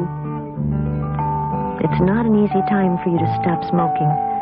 But the thing of it is, it's not a very good time for your baby to start. We'd like to help. Write for information. Write Women in Smoking, Public Health Service, Rockville, Maryland, 20857. Once again, Women in Smoking, Public Health Service, Rockville, Maryland, 20857. It's important for both of you. A message from this station and the U.S. Public Health Service. KIRO, Seattle. The News Authority. CBS News. The divisions within OPEC, the oil exporting cartel, are, if anything, deeper after the summer pricing meeting, with Saudi Arabia still holding the upper hand. I'm Rob Armstrong, reporting on the CBS Radio Network. The 2-day OPEC meeting in Geneva ended Tuesday with no agreement on a uniform price for oil and no agreement on cutbacks in production to ease the world oil glut. Saudi Arabia has indicated it will continue to flood the market, while some OPEC members said they'd cut their own production by 10%. One thing the tempestuous OPEC meeting means, at least for the time being, is relatively stable prices for imported oil in this country. Gene Kinney is editor of the industry publication, The Oil and Gas Journal. He says if the meeting was a stalemate, it was a stalemate with the edge to the Saudis. The higher-priced producers, the so-called price hawks, lost, and Saudi Arabia is continuing in the driver's seat because there's a tremendous surplus of oil in the world right now, and they have enough surplus capacities they can continue to flood the market to prevent any increase. OPEC's next pricing meeting is scheduled for 6 months from now. CBS News continues after this message. We're going to set an example for others. 1,000 people who said, we don't like the way the world is. Suicide. We committed a revolutionary act of suicide, protesting the conditions of an inhumane world. The memory still haunts us. Guyana tragedy. The story of Jim Jones. A dramatic special Wednesday on CBS television. At 8, 7 Central and Mountain. Guyana tragedy. The story of Jim Jones. Now you can buy your dog or cat insurance against fleas and ticks for 5 months and protect your home and family, too. Just get your pet the Hearts 2-in-1 Plus collar, the first collar to kill fleas and ticks for 5 months. A full 5 months of effective protection. And the Hearts collar's fast-acting odorless ingredients won't vaporize, stays on your pet, keeps working even if the collar gets wet. Put the Hearts 2-in-1 Plus collar on your dog or cat now. Kills fleas and ticks for 5 months. Some criticism from Vice President Bush for the United Nations. The Vice President was a featured speaker Tuesday night at a dinner of the United Nations Association in New York. Bush said there needs to be an immediate reduction in rhetoric throughout the entire UN system, and he called upon the world body to improve its own credibility. Special Middle East envoy Philip Habib remains in Israel, reportedly awaiting word from Saudi Arabia about a possible breakthrough in the Lebanese missile crisis. There were reports last week that the Saudis were using some of their influence with Syria in an effort to remove Syrian anti-aircraft missiles from Lebanon. Jordan's King Hussein is in Moscow and has endorsed a proposal by Leonid Brezhnev for a Middle East peace conference. More from Steve Young in Moscow. At a Kremlin dinner honoring King Hussein, Soviet President Leonid Brezhnev charged that one power, the United States, would like to get its fist on the Middle East. Brezhnev added the U.S. is seeking, in Brezhnev's words, to impose its will on independent states, is trying to penetrate there with its armed forces at least to the scorching Sinai Desert. Brezhnev further charged that the U.S. regards the natural wealth of the Middle East as if it were in the bowels of Texas or California. Brezhnev said that by contrast, the Soviet Union wants just one thing, a just and durable peace. He called again for a comprehensive Mideast peace conference. Steve Young, CBS News, Moscow. It is reported quiet again at 2 prisons in Michigan, where prisoners went on rampages earlier. An 8-hour riot at the Southern Michigan prison in Jackson resulted in 11 buildings set afire and injured at least 20 people. A separate disturbance at the maximum security prison in Marquette was ended when a riot squad herded prisoners back into their cells. The prisoners turned on guards in the prison yard Tuesday evening. At least 4 guards were hurt. President Reagan is back at the White House after spending the Memorial Day weekend at his California ranch. Aides say Mr. Reagan has gained back most of the weight he lost after he was shot March 30th, and they say he'll resume a full White House work schedule very soon. Now this. Morning seemed to start out better. You seem to go much better when you start the day together. Maxwell House and you get that good to the last of feeling. With Maxwell House, only Maxwell House. A taste, a feeling like no other coffee. Always good to the last drop. Maxwell House. I'm holding a remarkable 35mm camera. You probably don't know the name of it unless you've been to Japan. In Japan, where everyone has an eye for cameras, people have been looking into this name for over 40 years. What's behind it? Technology so advanced, we're about to introduce a camera powered by the sun and an SLR lens that focuses by itself. The name? Ricoh. R-I-C-O-H. You can see one at any fine camera store. Ricoh. It's a name worth looking into. Will there be a Major League Baseball strike this week? Well, the chief negotiator for the baseball players said Tuesday that a strike scheduled to begin Friday appears unavoidable. The main issue is the way club owners want to compensate teams losing free agents. Talks are set to resume Wednesday. Rob Armstrong, CBS News. Cairo News Time is 10:06.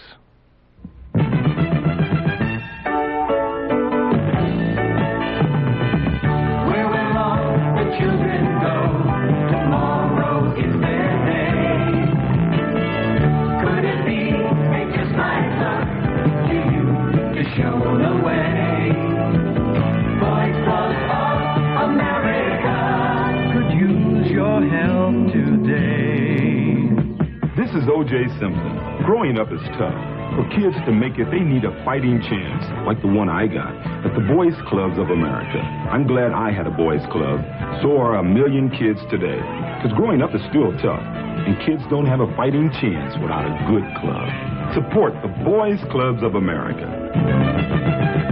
Kids don't have a fighting chance without a good club. Boys Clubs of America.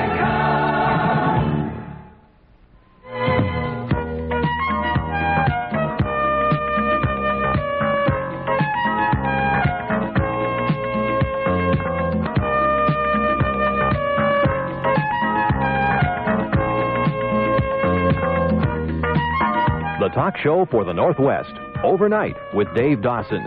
Our phone numbers are, for Seattle and outside Washington State, area code 206-421-5476. That's 206-421-5476. Or toll free inside Washington State, 800-552-7592. That's 800-552-7592.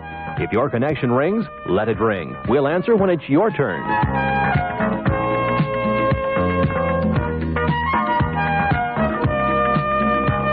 Hello there, fun lovers and truth seekers. My name is Dave Dawson. The program is Overnight. You have the telephone numbers, of course. All of the lines are loaded up and have been for the past 45 minutes.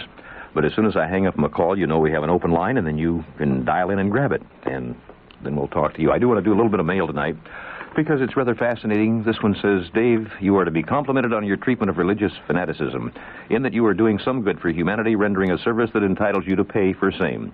What prompts me to write is the news this AM from Cairo that French authorities are acting to prevent the export of gold or French currency out of the country. And then it goes through the gold thing, and I haven't pre-read the mail, by the way. I came in a little late tonight. My warning was unwelcome. Something about Jimmy Carter. You don't mind if I just kind of glance through the mail with you, do you? You praise Reagan, says this letter. He represents nothing new except to cut down on government expenditures by attacking the living standards of the poorest. Welfare to the rich is to continue. Subsidy to the rich man's airplanes is to continue. The Concorde is to continue. Airline or airports to be paid for and maintained by tax dollars. Reagan will accomplish nothing but bring the nation closer to revolution. You have experience and knowledge in matters of religion. You are ignorant of economic matters. You should read somebody, Durant and Rousseau and Voltaire and some other people. In case you disagree and income for your work, service as to religious fanaticism, but it is largely reduced to zero by your support of Reagan and unreal economic policies. I call Reagan stupid. The other day, Gore Vidal termed him an idiot. Did you watch Vidal on TV? Heavens, no. Nobody but an idiot would watch him on TV. Reagan bases his foreign policy on a false premise. The Soviet Union has always been at our jugular. When have they ever been at our jugulars? When have the capitalist nations been at hers? Get out the history books and write a diary. Who in this year and that has been doing what to who?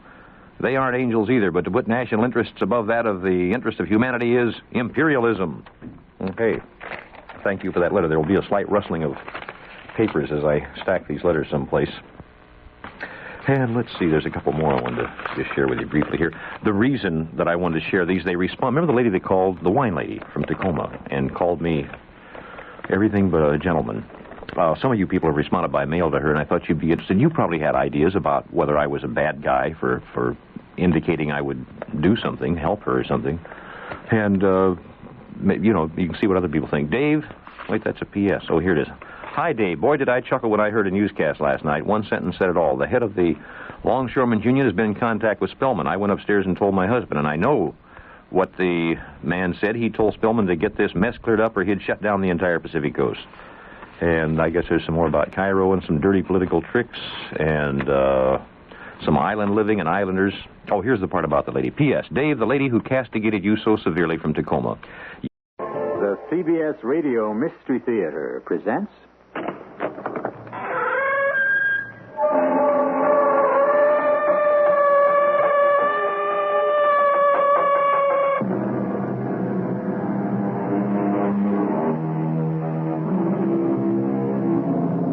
Come in.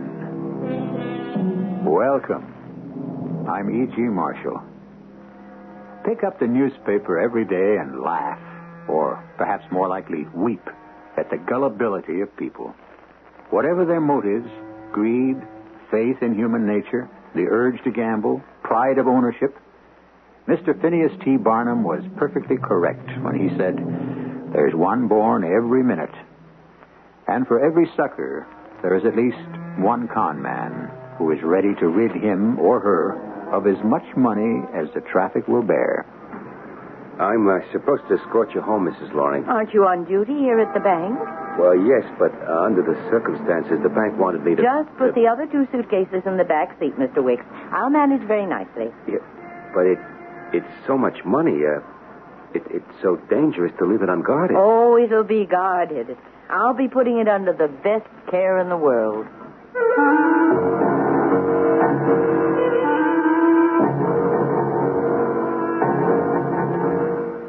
Our mystery drama, The Burning Whirlwind, was written especially for the Mystery Theater by Ian Martin and stars Michael Tolan. It is sponsored in part by Buick Motor Division and Contac, the 12-hour cold capsule. I'll be back shortly with Act One.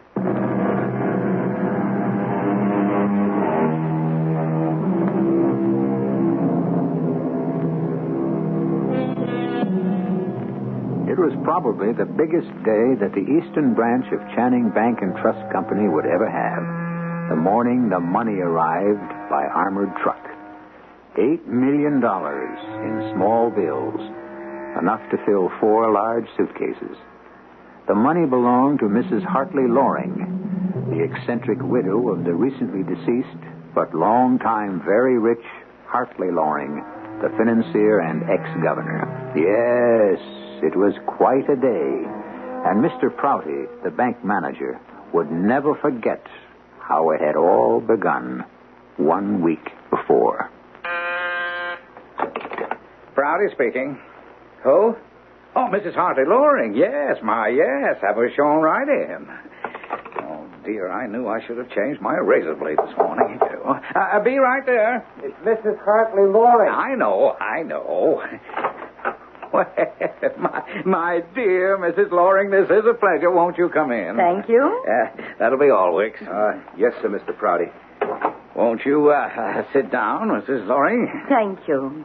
I shan't be here long. Where is Mr. Stipple? Oh, I'm afraid he's having a gallbladder. How inconvenient. Not to have had one to begin with. Oh, no, I meant an operation to remove his, yes.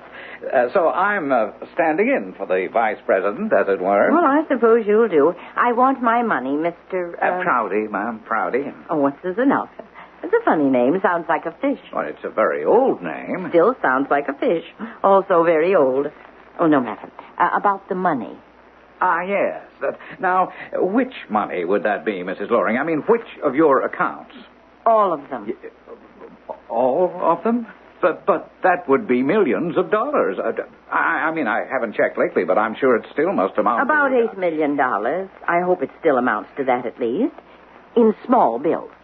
Yes, but just what do you intend to do with all that money? That is my business. Oh, of course. If about $8 million, where will you keep it? Also my business. When may I have it? Oh, dear me, you see that these things take arranging. Such a sum of money is, no matter how liquid a bank is, there are things to arrange. Then arrange them, please. Now, today is Wednesday. Shall we say next Wednesday morning at 10 sharp? Please, have it then. Well, yes. Well, how small would you want the bills to be? Oh, nothing larger than 100. I want to make sure it's all quite negotiable.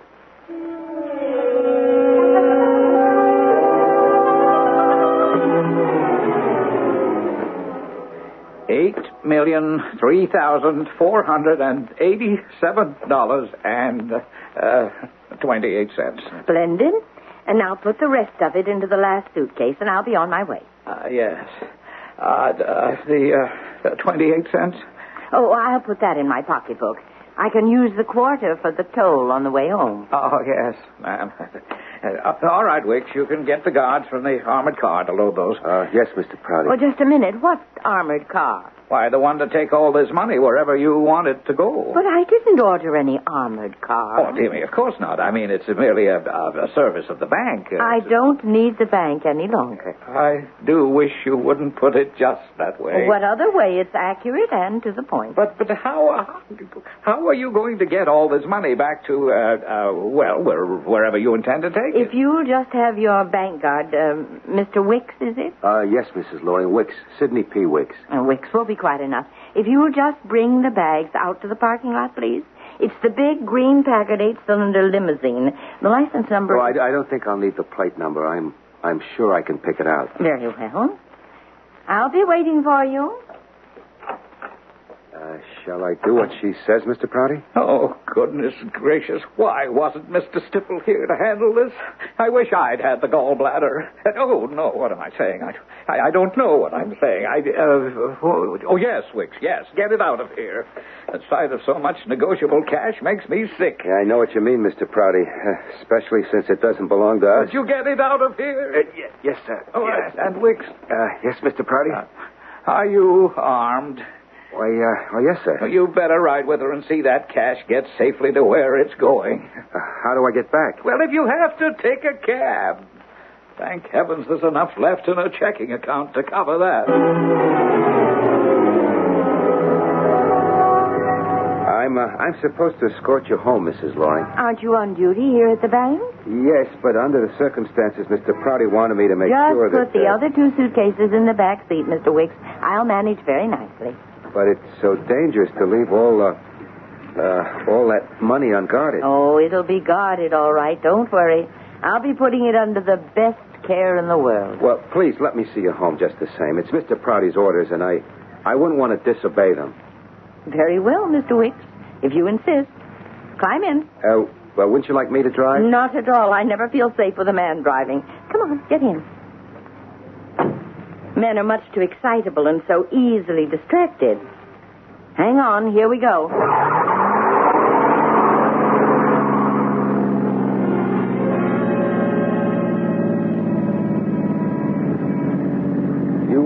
You always drive this fast? You consider this fast? Well, never mind me. How about the cops? Oh, the police don't bother me. They know I've been driving for over 50 years. Never had an accident. Somebody up there must like you, Mrs. Loring. Of course he does. He takes care of me because I take care of him. How's that again? Oh, you wouldn't understand. Oh, I'm glad you came along after all, Mr. Wicks. I want to make a stop. And while I make a short visit, you can stay in the car and make sure people don't come gawking and putting fingerprints on it and... The car? What about the money? Oh, I'm not worried about the money. Nobody knows it's here but you. But my packet is something else again. You can't miss it.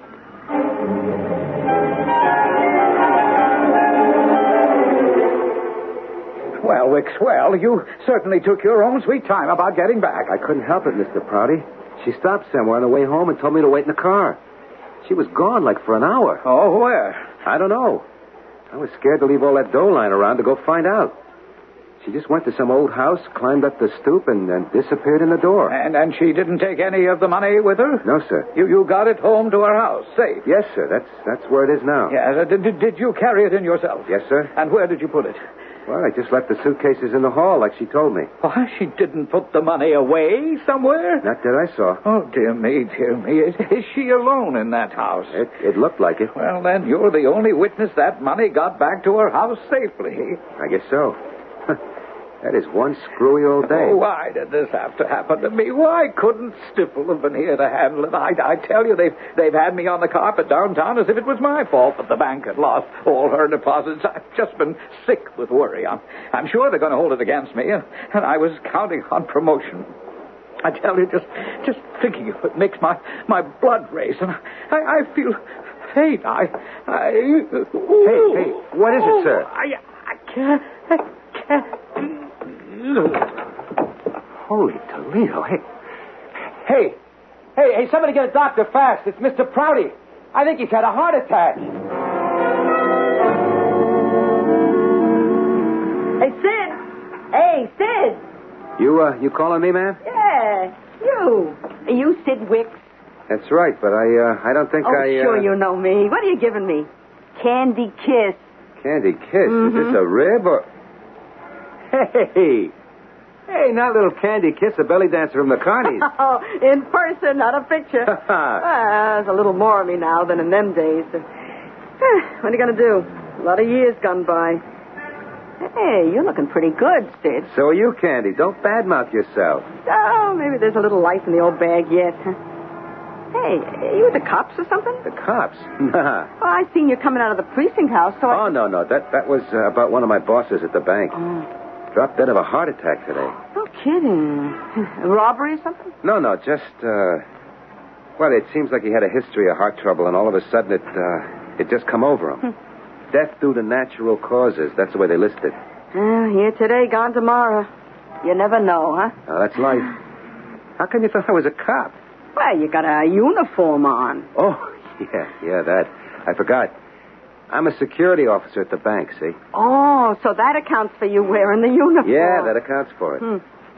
So, how does it go for you, Candy? What am I going to tell you? Up, down, and more down. That's a long story.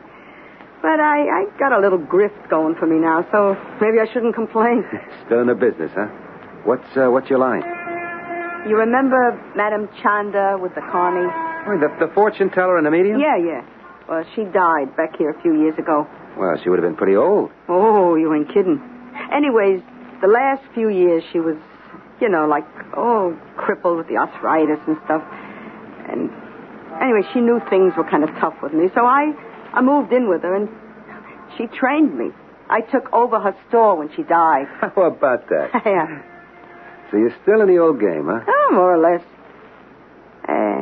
You sound like you miss it. You said it. Best years of my life. Oh, you were some spieler in your day. Yeah, I could ballyhoo pretty good. The best. I never thought you'd drop out. Well, the breaks, kid.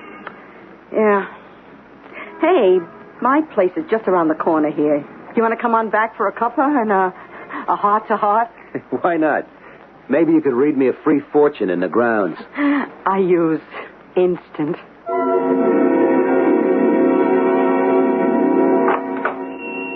Enter the secret abode of Madame Chanda. Look deep in the crystal ball, and I will find your fame and fortune. Hey, you don't like my act? What are you looking so funny about? You don't know what a coincidence this is. Hey, I got a hunch. What kind of hunch? Maybe you're going to bring me luck. Maybe both of us. Look, I brought you a client this morning. An elderly-type lady named Loring. Mrs. Hartley Loring? Not me. Now think. Tall, gray-haired, old-fashioned clothes, big hat. Like one of them old-time English queens. Oh, Susie. You mean Susie? I don't know her first name. I only know Mrs. Hartley Loring. Well, I don't know from Mrs. Hartley Loring. I only know from Susie. What time this morning? 10:45. From then until after 11:30. That was Susie. What did she want? Oh, who knows what Susie wants half the time. I think she's just lonely and wants someone to talk to. But she's a harmless nut. You mean she comes here often? Off and on, several times a month. Well, what does she want? Well, first time she came, she wanted a reading. And then she got into the spook stuff. Wanted to talk to her husband across the great beyond, ask his advice what to do with all her millions. Oh, fine. What's the harm to make some poor lady happy? I let her talk to him. And tell her what to do? Well, sure. Like I say, it's all pipe dreams anyway. I mean, to hear her talk, they don't print anything under a C note. till she hands out my fee. Then she has to scrabble through her purse for change. What the hell? If it makes her happy, let her play big shot. I don't think I'd mind being crazy if I felt as rich as she does. Candy. I got a big fat surprise for you. She may be nuts, but she is as rich as she thinks she is. Susie? Mrs. Hartley Loring. Hey, Candy, baby, like I said. Huh? I got this hunch if we play our cards right, you and me are going to end up richer than you ever dreamed. Well, what do we have here? A number of fascinating pieces in a complicated little jigsaw puzzle. How do they fit together? And if we could fit them together, would they reveal enough of the whole riddle to be able to know just what's going on? I have to admit, even with a head start on all of you, that I'm not quite sure. Suppose we all have a closer look when I return shortly with Act 2.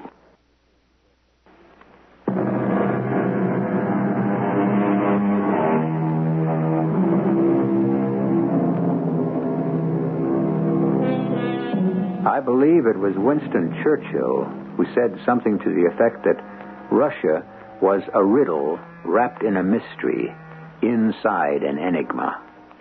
Well, we seem to have the same sort of thing here. A rich and eccentric old lady who withdraws $8 million from the bank, a security guard who hasn't forgotten that he started life as a flim-flam artist in the carnivals, and an ex-belly dancer turned spiritualist and fortune-teller. Three wildly diverse people suddenly locked together by coincidence. Or fate. For what purpose? You gotta be stringing me, Sid. It's straight goods, Candy. $8 million in small bills. That's right. There ain't that much money in the world. There is. I saw it. And she has it in her house now? I hope nobody else has got to it yet. Where? Well, that's what maybe you could find out. What for? I don't think I have to tell you. No, I can't take Susie's money like that. We don't have to take it all. Like maybe half, or say $3 million apiece. That would leave her $2. Oh, come on. What are you talking about? What do you think I am? A miserable two-bit grifter who got trapped behind the 8 ball and never had a chance in life for the big score. Just like me. Oh, you had kind of heavy going, huh, Sid? Yeah. But you got a good, steady job now. Bank guard? Peanuts. This keeps me afloat. A lousy rented room and food at some greasy spoon. Good job. What happened to you, Sid? I always thought you were headed for the big time. What big time? There ain't any carnivals left since television. Who needs a broken-down spieler? And as a flim-flam or a con man, I was always small time. Hey, you want another cup of coffee? Yeah, sure. That was good. You know, I got lazy being by myself. Instant coffee all the time, you know. I'll heat it up. You know, when there were others around, I always made it right from the bean. Grind fresh and all. I was proud of my coffee. Yeah, you get lazy being alone. Don't I know? I mean, I've been that way all my life. And so's the old lady. Who? Her, Mrs. Loring, you know, Susie. So she's what? Alone. She hasn't got anybody. You're the one that said it. Oh, yeah. You see what I mean is, all that money, she's old enough to kick off any day. Where do you want it to go? The state, federal taxes, some charity? Well, maybe she's got relatives somewhere. If she has, does she need you to have just someone to talk to, like she said? If she has, where are they? They don't keep her company. Do they deserve any cut? Oh, yeah, I dig you, but... Well, we wouldn't take it all, huh? No, like I said, leave her a cool couple of million. Her age, how's she going to need more? Yeah, of course, there's no guarantee she'll be back to see me. But if she don't come, I'll find a way to get her here. Yeah, and just what is it I'm supposed to do? Look, Candy. Yeah? She says to me, the money will be guarded. I'll be putting it under the best care in the world. Oh, what does that mean? That's what I want to find out. But if it's like a vault or something, how could you get at it? If it is, you got to find some way to con her into getting it out of there. And keep her busy while I heist it. We got a deal? Well, Maybe I'll think about it. Oops, there I go, letting the coffee boil over. No, here, I'll get it. Now, you sit still. It's kind of nice. I ain't used to be waited on. Want me to pour? Hey, would you? Sure. This is real cozy. All the comforts of home? Yeah. Cream? Sugar? How do you take it? Regular. Make mine regular, too. Sid. Yeah?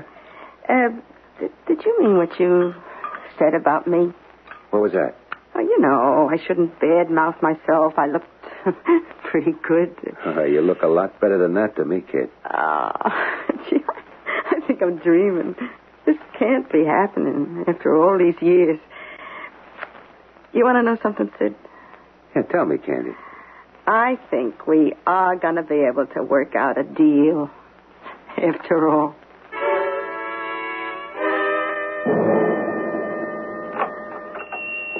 Who is it? It's Susie, Madam Chanda. Susie.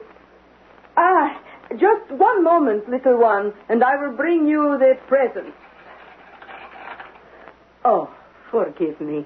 I was in deep meditation. Oh, I'm sorry, Madam. You must forgive me, but this is really urgent. Urgent? What can be so urgent? I have not seen you for almost a week. Yes. Matters of great import, you see. Decisions to be made, and then, of course, my time is not quite my own. It is not? Why? Oh, I am under the command of someone greater than I. Greater than all of us. Can I have a sitting right away? A sitting? For what purpose? I've got to reach Toto. Toto? It's my husband. Hartley, Mr. Loring. In the hereafter, I need some advice from him. Oh, Susie, I am not sure that today... But it's urgent. It's quite urgent. You've never refused me before. You know you put me in touch with him. The medium knows nothing, Susie. She is an instrument only through which you may find communication with the other side. Well, you've served as that before, even though I do wish... What do you wish, my child? I wish I could talk to my husband directly, instead of going through that tedious little twerp Merkin. Merkin? It's the leprechaun voice that is my contact with the supernatural and my beloved Toto. If only I could speak to Hartley directly. Is it that important? Well, it concerns a great deal of money. And Toto was always better about money than I am. Of course, he knew so much more because he made it. A God-given talent. And therefore, render unto Caesar those things which are Caesar's. Huh? I do not follow you. I want to give it all away. Back to where it came from. And I want Hartley to tell me how, and if I am doing the right thing. Yes. Well, we must make every effort to reach him. But some things cannot be done immediately. I need time for preparation, for deep meditation, for preparing to gird myself for this projection beyond the stars. All right. How long? How long? Oh, let me see. Today is Tuesday. Let's say Saturday. That is a good day for the planets to conjoin in the house of your rising star. It is? It seems so far away. We must all learn the virtue of patience. Why? Because only through patience can those of us who deserve achieve what we desire.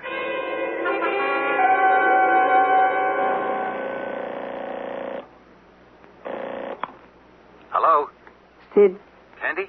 Yeah, she was here. Susie? Susie. And? She's coming back again on Saturday. You mean you didn't find out today? No. But why not? Oh, it's too tough to explain on the phone. Couldn't you come by tonight?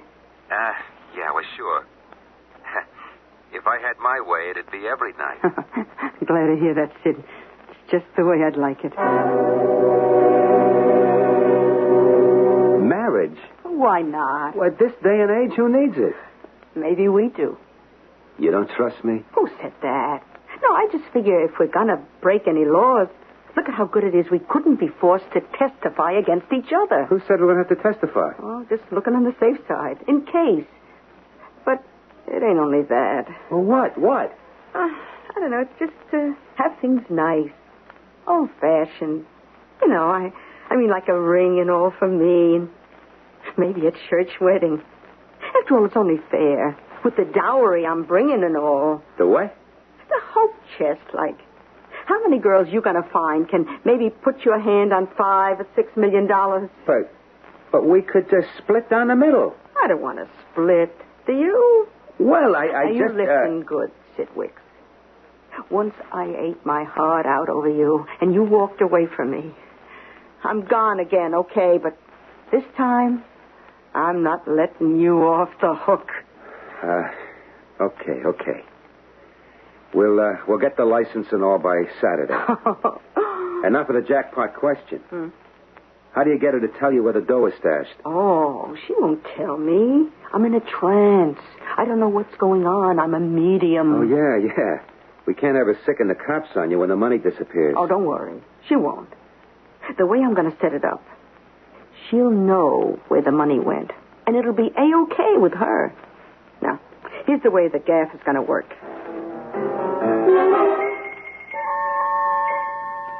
What time is it? Oh, now, don't get in an uproar. She'll be here any minute. You all set? I'm as set as I'll ever be. It's a good thing her husband was a governor. I remember his voice pretty good. And I may not be able to promise you a clean government, but by the Lord, Harry, I promise you the dirty linen will be washed in public. How do I sound, Candy? Like him? I wouldn't know. I never listen to them politicians. Oh, what's the diff? There'll be so much filter on the sound system. You could talk in like Billy Graham and come out sounding like Rocky Graziano. Oh, wait a minute. That's not good enough. Oh, sure it is, honey. Don't you know anyone comes looking for a voice from the beyond? They make it sound the way they want. They want to believe. That's the only way any con game works. Now, you better get in the closet. She'll be here any minute. Okay. You sure this is going to work? Oh, one thing I learned from Madame Chanda. Big time, small time. A sucker is still a sucker. If you've got as much faith as they have, it's a lead pipe cinch. Well, there it is. The trap is set, all ready to be sprung. And the innocent victim is about to put her foot in it. Strange feeling, isn't it? That these are such amiable crooks, one is almost tempted to be on their side. Are we to be lulled into thinking, even for a moment, that crime should pay? I'll return shortly with Act 3.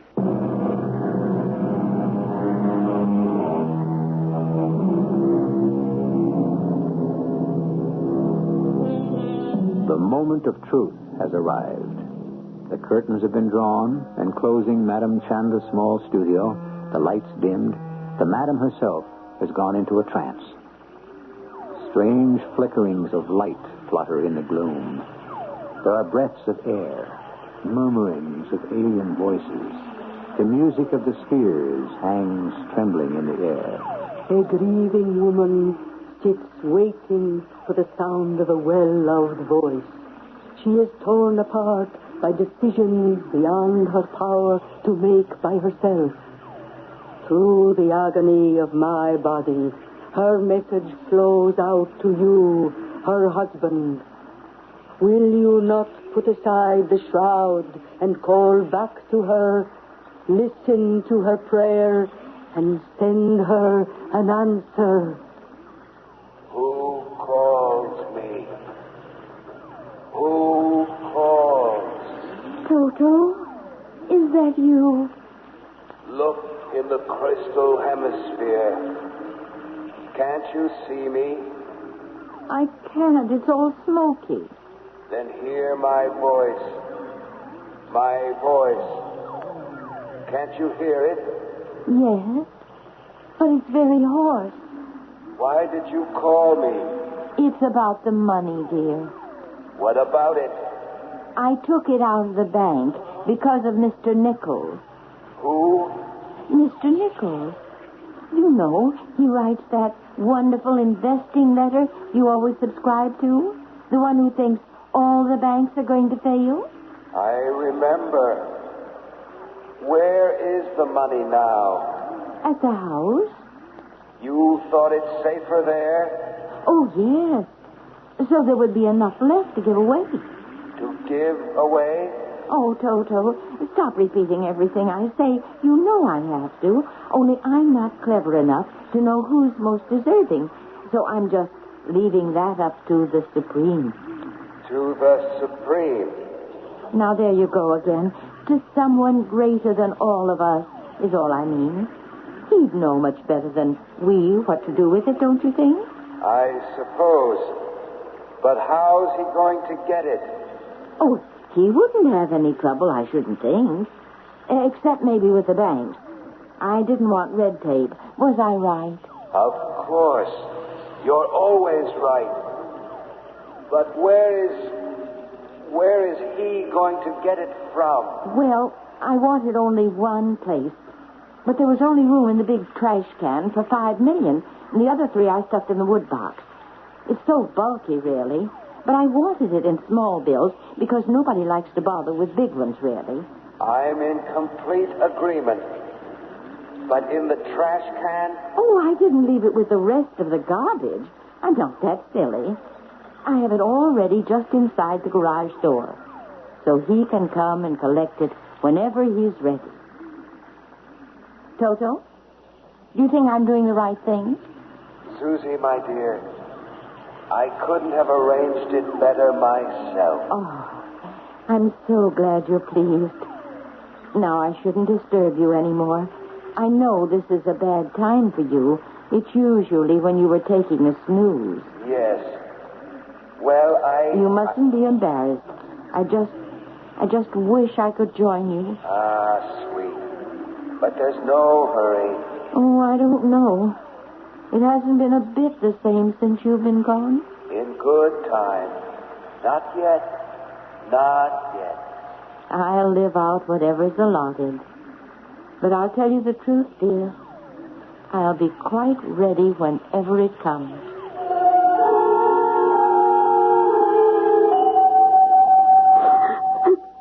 Hey, come on, Candy. What's the matter with you? Oh, I don't know. Just leave me alone. We're sitting on top of the world. Everything's falling into our hands.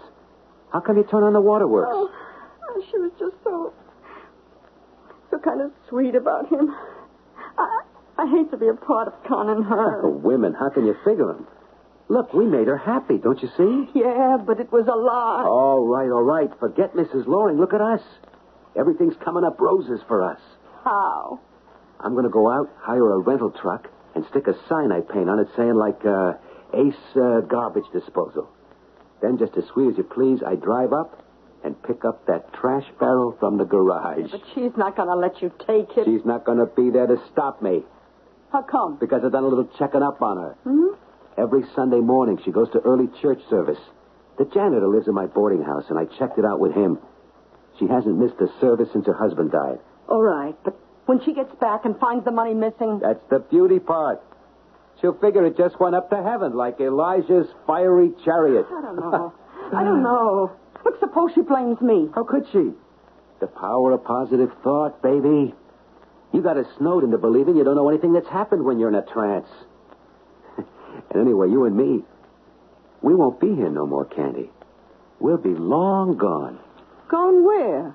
With 60 times 100 G's, the world, Cupcake, the world. But I don't have no passport. Who does? So we'll do the States until we pick them up. Who's going to be looking for us? We got it made.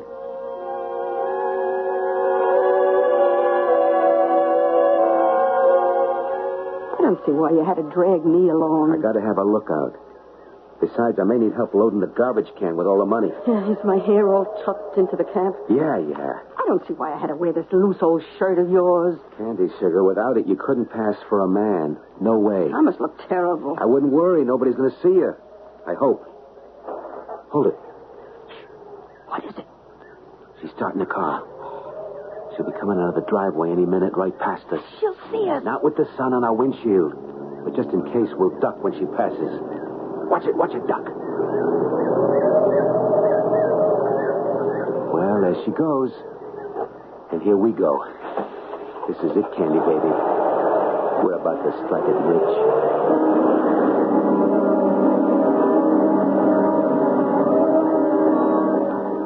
Come on. Suppose someone sees us. You know the house can't be seen from the road? Let's go. The garage door is open. Yeah. And look, there's a big trash can there. I'm so excited, my palms are sweating. Can you imagine, Candy?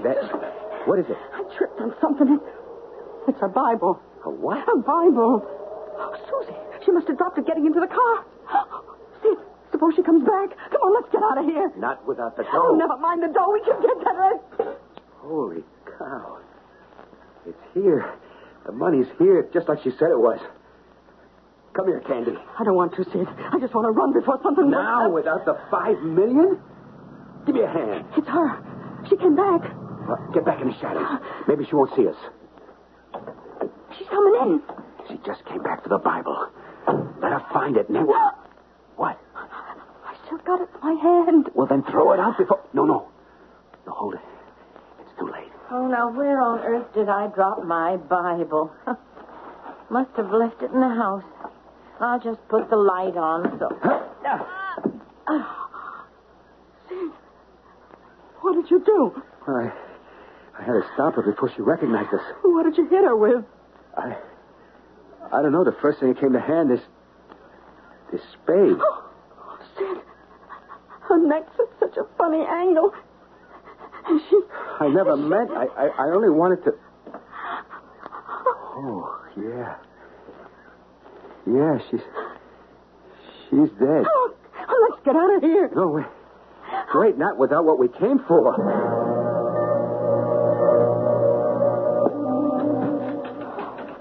What did you bring the money back here for? Close the door. All right. But, Sid, we got to run. Not now. Now, more than ever. Don't you see? That's the way we'll get caught. Sooner or later, they're going to find her body. But they won't know the money's missing. They'll find out through the bank. Then you'll get involved. No. No, I've been thinking. It's a lucky thing old Prouty had his heart attack. Nobody knows I knew anything about the money. And anyways, I'm going to have an alibi. How? Well, we got married this morning, just like you asked me, didn't we? But that was before we went to Susie's house. That's right. So before we left, I set her watch back an hour to right about that time. When I hit her, it got broken. We won't get away with it. Sure we can. We got to lay low. Just go on like always. I'll keep working at the bank, and you keep on here reading the future. Well, it won't be much of one. What about the money? Can't we use it? No, we can't take a chance. But what are you going to do with it? Hide it. Bide our time. Hide it? Where? Take up the floorboards. Dump it in there. Get rid of the trash can and turn in the truck. And then we take it easy. Oh, we'll never be able to take anything easy again. Come on. Hey, what's that you got in your hand? Huh? Oh, a Bible. Maybe I'd better start reading it. You just concentrate on reading the crystal ball.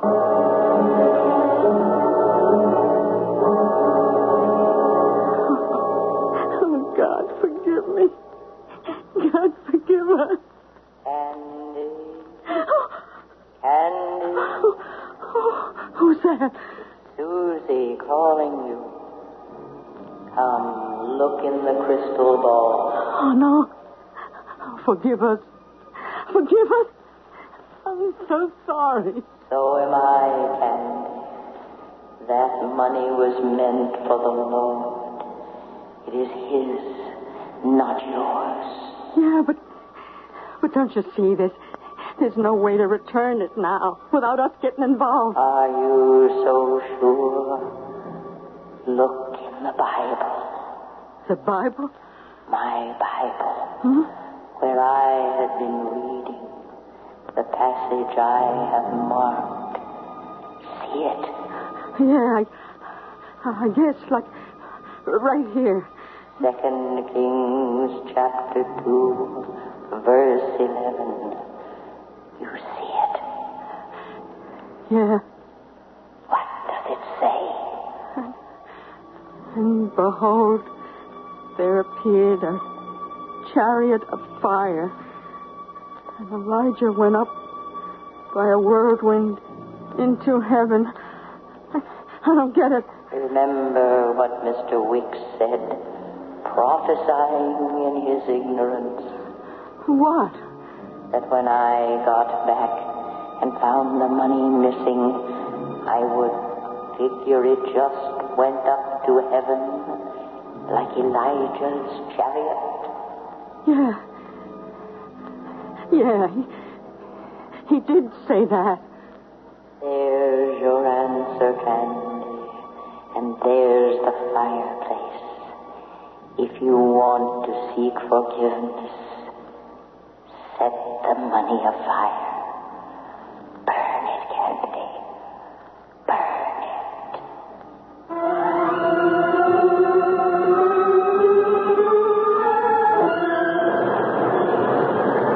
Let me through. Hey, watch out. Let me through. All right, buddy. This is as far as you go. You can't get through. Well, that's my building. Don't matter. You can't get through the fire line. What happened? Some dame burning paper or trash in the fireplace. Set the chimney on fire. Whole building's going up like a torch. Paper? My wife, Candy. Get out of my way. Hey, watch it. You can't go in there. I got to. I got to get to this. There's no one left in the building. They already brought the woman out. Officer, why didn't you tell him his wife was dead already? Who had that chance? Crazy guy. He'll be going to a crisp.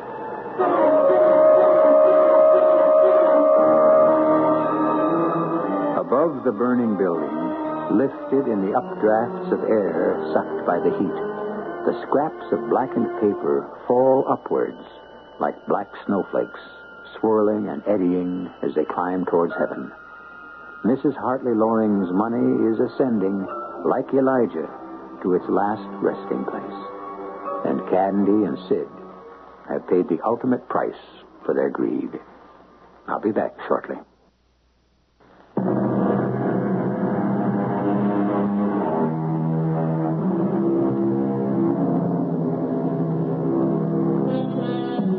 Suspension of disbelief. So often in telling our tales, we ask for it, and you're kind enough to grant it. I mean, can you honestly believe that a woman would withdraw $8 million from a bank and keep 5 of it in a trash can? Fortunately, we don't have to ask you. If you read the papers, you must have read the news story on which this tale was founded. Our cast included Michael Tolan, Mary Jane Higby, Bryna Rayburn, and Ian Martin. The entire production was under the direction of Hyman Brown. Radio Mystery Theater was sponsored in part by True Value Hardware Stores. This is E.G. Marshall inviting you to return to our Mystery Theater for another adventure in the macabre. Until next time, pleasant dreams.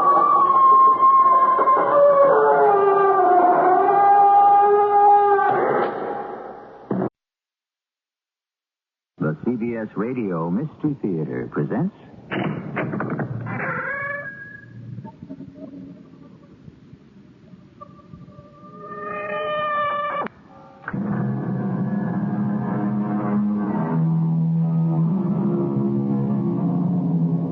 Come in.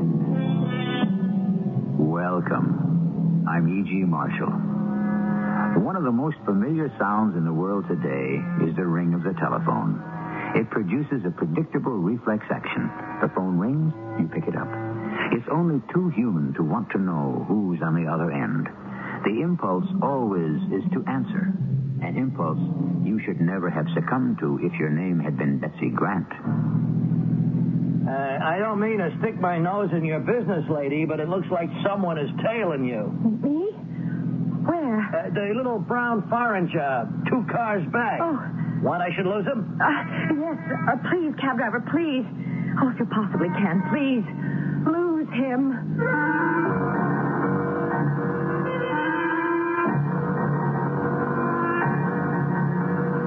Our mystery drama, The Sound of Terror, was written especially for the Mystery Theater by Ian Martin and stars Patricia Elliott. It is sponsored in part by True Value Hardware Stores. I'll be back shortly with Act 1.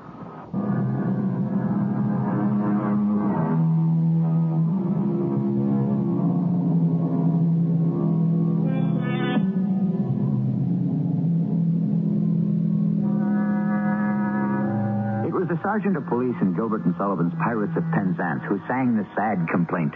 a policeman's lot is not an happy one. Watching Detective Sergeant Ed Ritter and his girlfriend Betsy Grant as they snake along in weekend traffic after a day at the beach, it would be hard to agree with Gilbert's line. This is one happy policeman, relaxed and obviously very much in love. And so is Betsy, her eyes locked on his strong young face as he talks while he drives. Oh, boy, what a day. You know, in spite of all the traffic, I feel great. How about you, Betsy? Ed, honey, I'm so relaxed. I don't know if I'm asleep or awake. Well, I better get you straight home if you're that tired. Oh, I'm not tired. Just full of sun, salt, and sea air. And happiness. And love. In a world of my own. Our own. The other one doesn't even exist. Uh-oh. I'm sorry you brought that up. What? The other world. I mean this one. I gotta check in, see what's going on.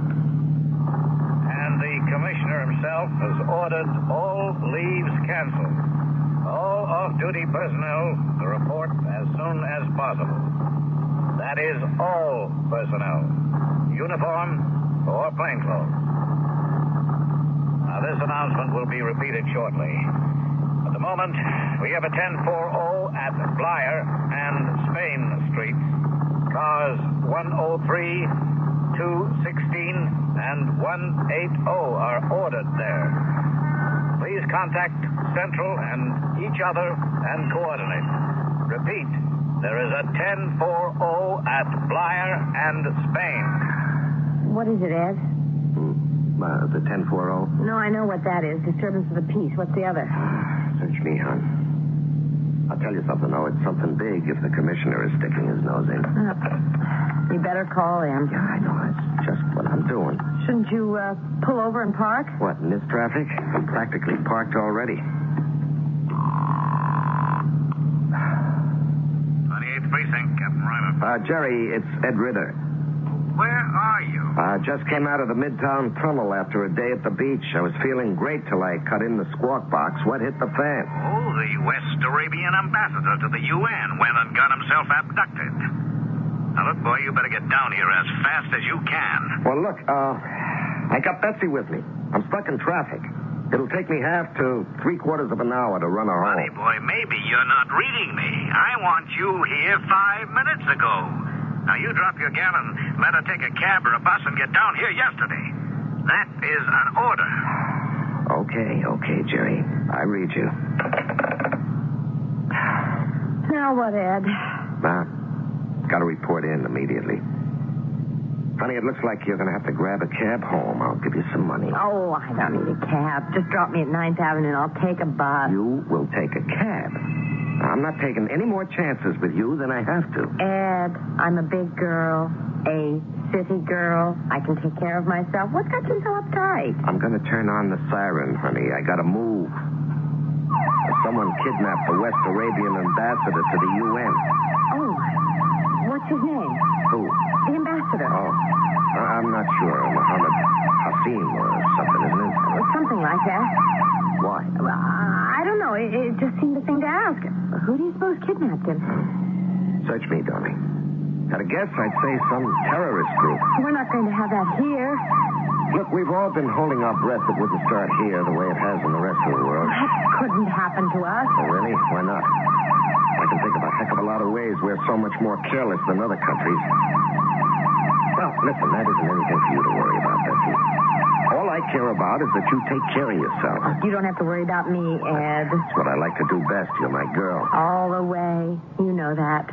You know, I don't know what we're waiting for to get married. Family. Your folks, my folks. They all want to be a part of Well, it. couldn't they wait till after? Let's take care of the family first. After is for us. Okay, baby. Hey, come on. I got to move. Hey, kiss goodbye. Uh-huh. Kiss forever. I love you.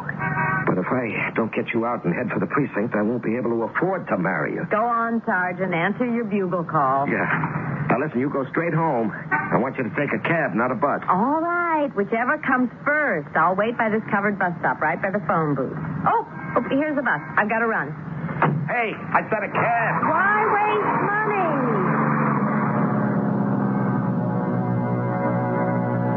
have to run too much. It was a 107.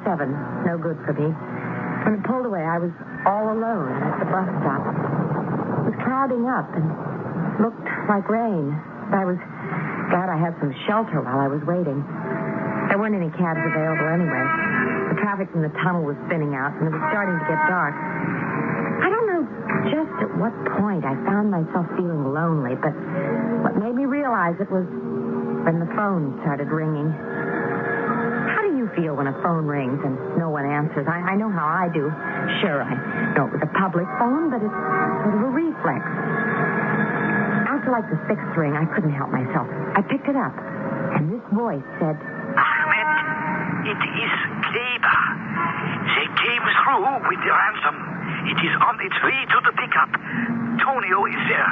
Now, do we pick it up even though Hassim is dead? Ahmed? Who is this? Ahmed?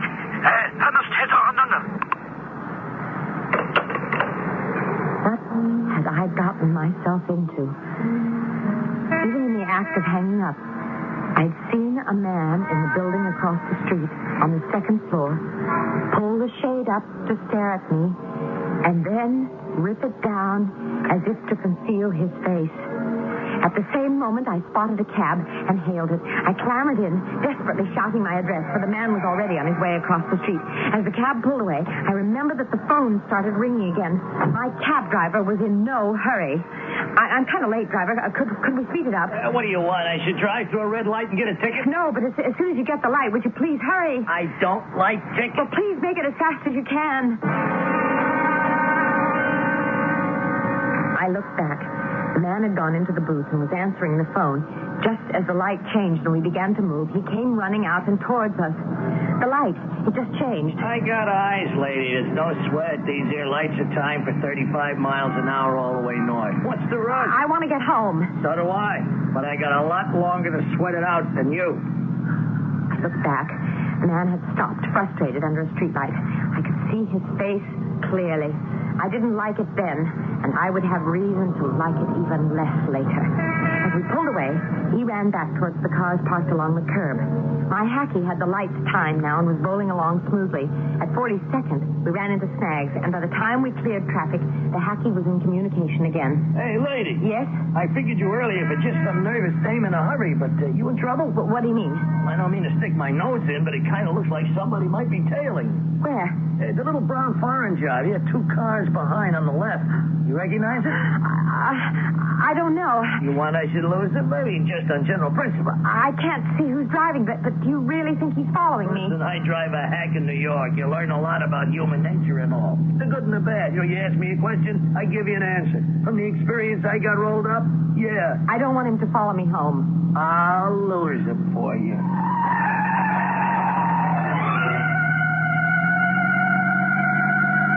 Time, he wasn't just a something, but a somebody. He really got into the whole thing like it was a game, cutting lights, switching turns from right to left, doubling back and forth, until finally he drove me up to the brownstone where I had my apartment.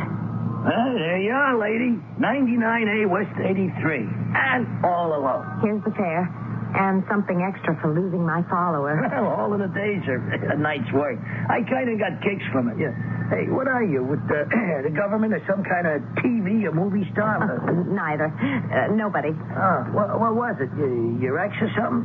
I beg pardon? Your husband. Who was following you? Oh, no, I don't even know that there was someone following us. It's just these days, the gal can't be too careful. You got it. You want I should see you in? No. I'll be all right. It's kind of gloomy down there in the basement. Oh, that's just the front. In back, it's gorgeous. Good night. Hey, watch your step. I will. And thanks again for the help. You can't do something for somebody every now and then. Watch life. Good night.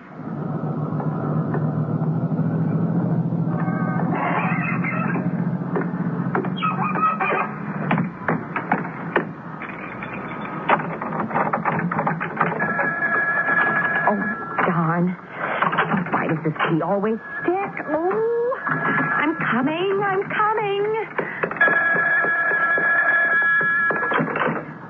Hello? It's me, hon. You just saved me heart failure.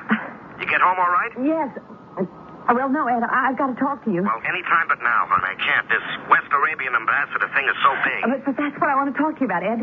Oh, this is the craziest coincidence, or whatever. Betsy, I can't stay on the phone. We're on a citywide alert. But, Ed, what I have to tell you is something about that. Well, okay. If you have anything, make it fast. Okay, the bus I ran for. Remember? It wasn't a 12. It was a 107. You know, that's the one that cuts across 57th to the east side. And Don't give me the bus routes. Get to the point. All right. So I didn't take that, but everyone else did. So I was alone. And while I was waiting for a bus or a cab, the phone rang. The phone? Well, you know, there are a couple of public booths there. Oh, yeah. All right. So what? Well, you know how it is when a phone keeps ringing. A person feels they ought to answer. You mean you answered a public phone that was ringing? Well, yes, I did. I don't know why. It's hard to explain, but anyway, I picked up the receiver, and right away there was a guy there saying that the money was ready to be picked up even though Hasim was dead, and there was this man who tried to follow me. Only the taxi driver, a marvelous guy named Jake Brown, was able to lose him, and then it... Who are you? You're the man who followed me. I did not even try to. You have a very clear voice. When you told the cab driver where you were going, I could hear it even across the street. How did you get in here? If you leave the keys in the door, who cannot follow? Come along. We must leave. What do you mean? Leave? Oh, my dear young lady, if you must involve yourself in international intrigue, you must take the consequences. And I am sorry to say, once you possess the wrong knowledge, the consequences obviously cannot be pleasant.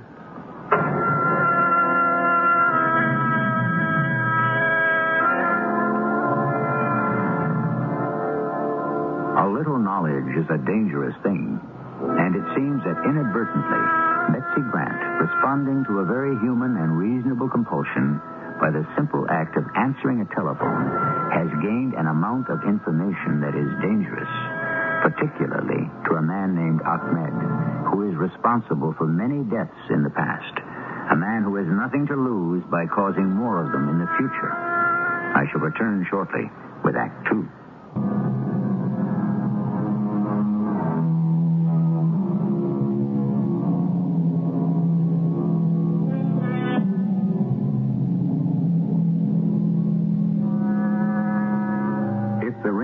Unanswered telephone is so frustrating, there is another sound made by Alexander Graham Bell's invention that is even more frustrating.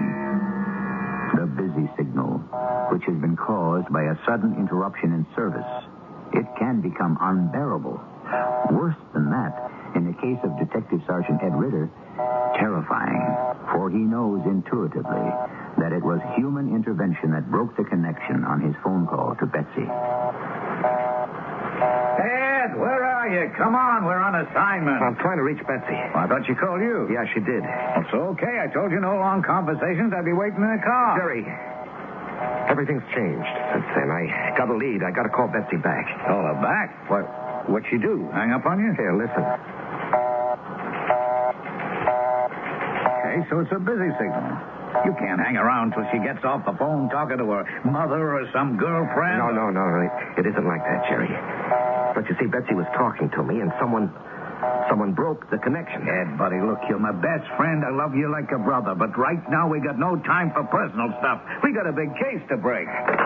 This has to do with the case, Jerry. I told you I had a lead. What, for Betsy? Yeah. Oh. Well, when I dropped her after you told me to get straight to the precinct, she was waiting for a bus, you see, and this phone began to ring. What phone? A coin phone right by the bus stop. So? So Betsy answered it. What? She answered the public phone that was ringing? Was she expecting a call? No, it was just... But, you know, a phone rings, keeps ringing. If nobody else picks up, you do it. Not me. What for? Well, it's human nature. Someone maybe is in trouble, needs help. I don't know. Okay. So she picks up the phone, and this voice on the other end starts right in and says, okay, the dough is ready to be picked up. Do they go ahead even if Hasim is dead or what? Hey, wait a minute. Hasim? You sure she said Hasim? Yeah. That's the guy who was abducted. Well, what do you think I'm trying to tell you? Well, what are we wasting time talking? Get Betsy on the phone. I can't. Don't you hear me? There's nothing but a busy signal. signal. Try her again. No, Jerry. I'm not messing around anymore. Something's wrong. Now, I'm going over to Betsy's apartment and see for myself what. All right, I'm going with you.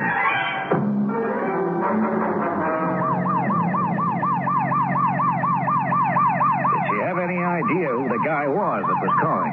Just that his name was Kleber. Oh, yeah, he called her by name, like the guy he expected to answer. What name? Ahmed. Yeah, it's beginning to make a picture.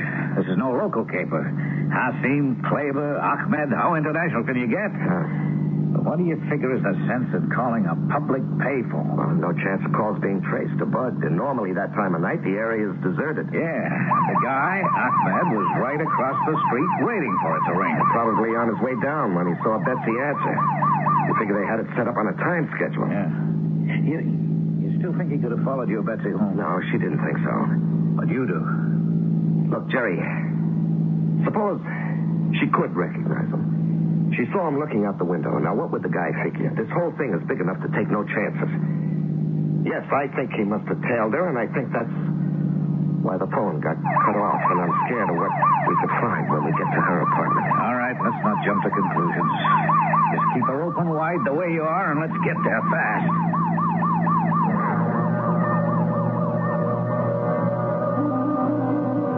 Which is her apartment? Basement, right down the steps. All right, hold up. Let's move easy. You cover me, I'll try the door. Well, I'll take it, you cover. No, sir, I'm saving you for Betsy.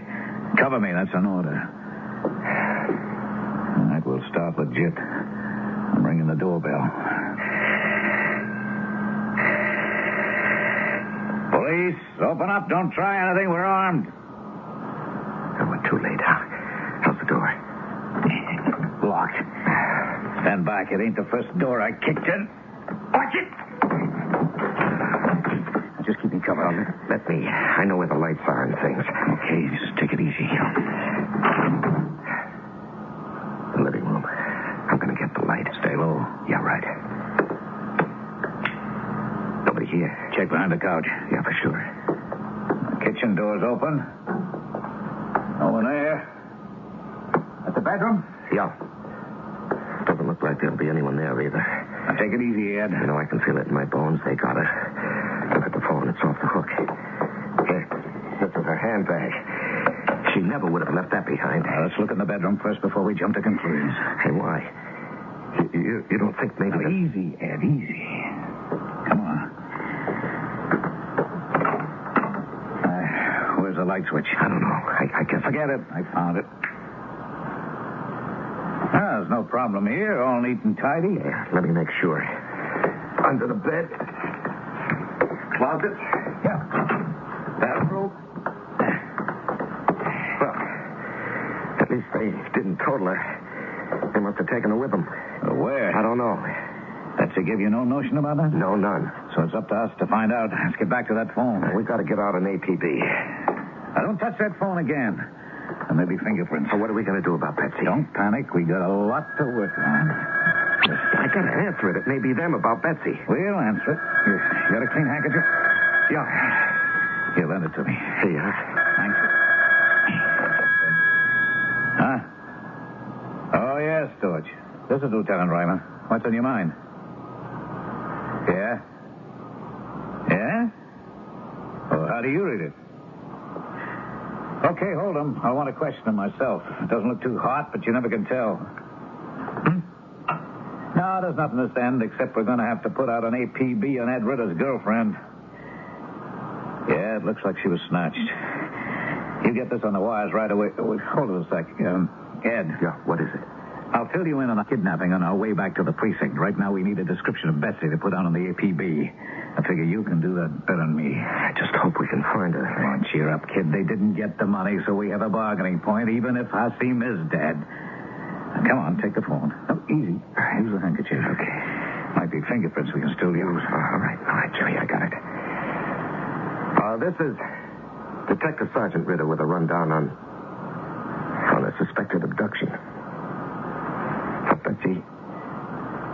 Of Elizabeth P. Adams, Caucasian, 24 years old.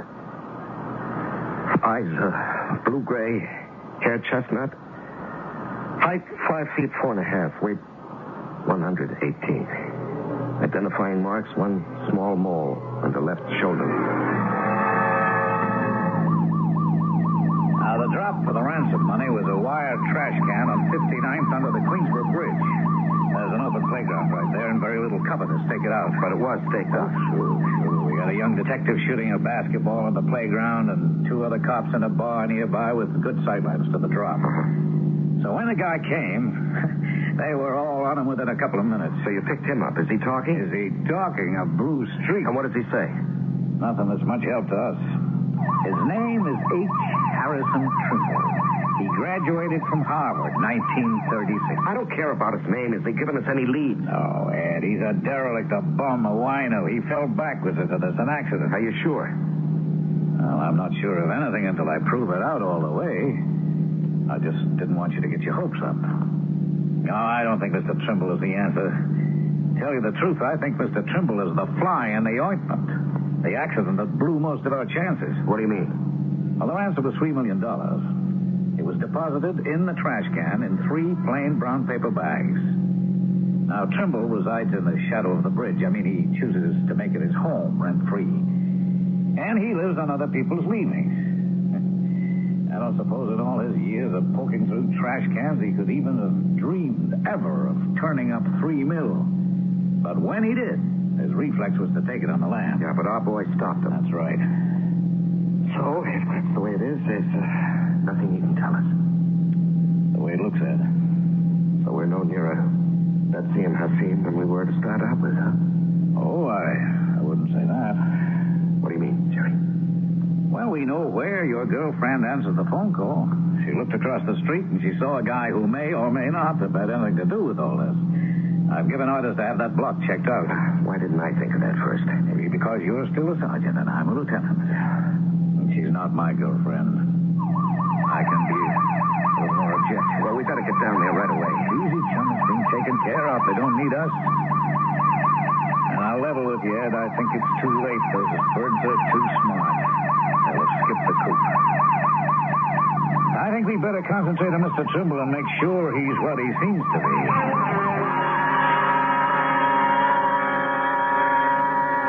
All right, Clever. You have failed me. But first, we must get out of here fast. Yeah, but what about the woman? Your telephone correspondent. I have her under the influence of my own tranquilizers. You didn't kill her like Hassim, not another accident. Mohammed Hassim was no accident. I never intended him to live. But the woman? She is safe only as long as I may have need of her. You know, we must revise our plans. Come, there is no more time to waste.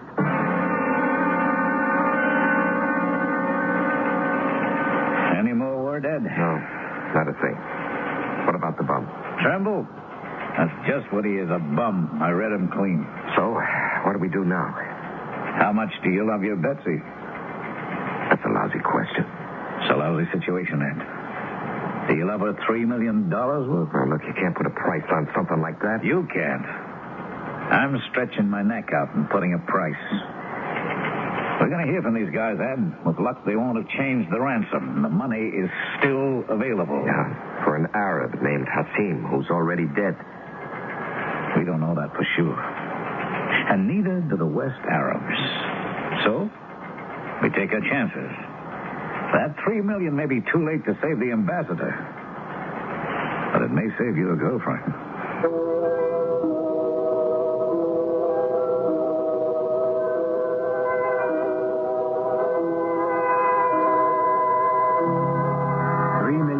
In cash floating loose, an Arabian UN ambassador who is dead or not dead, a girl who answered the telephone and inadvertently got herself embroiled in international terrorism. Where do we go from here? That, of course, must be saved up till I return shortly with Act 3.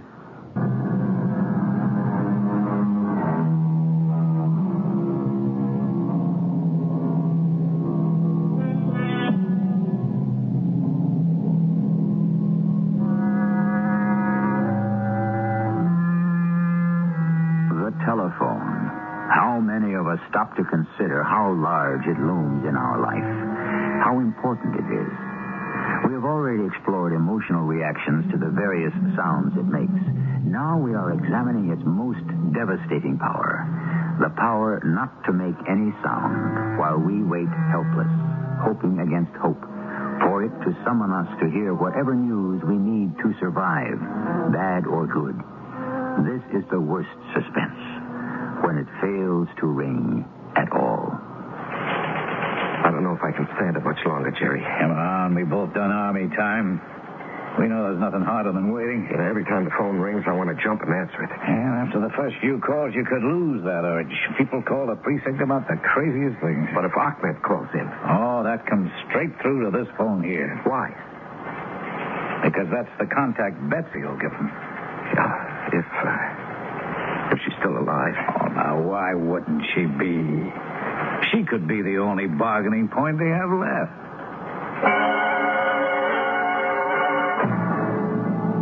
Well, clever.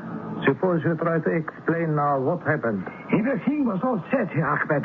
The moment the money was put in the garbage can, the grapple hook was being sent down from the bridge. I could have been there and fastened it to the container to be lifted up and away before the police closed in.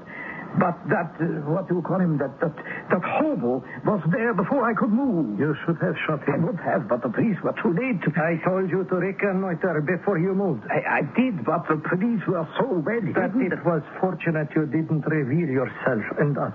But now Hassim is dead, and the money is gone. Gently, my friend.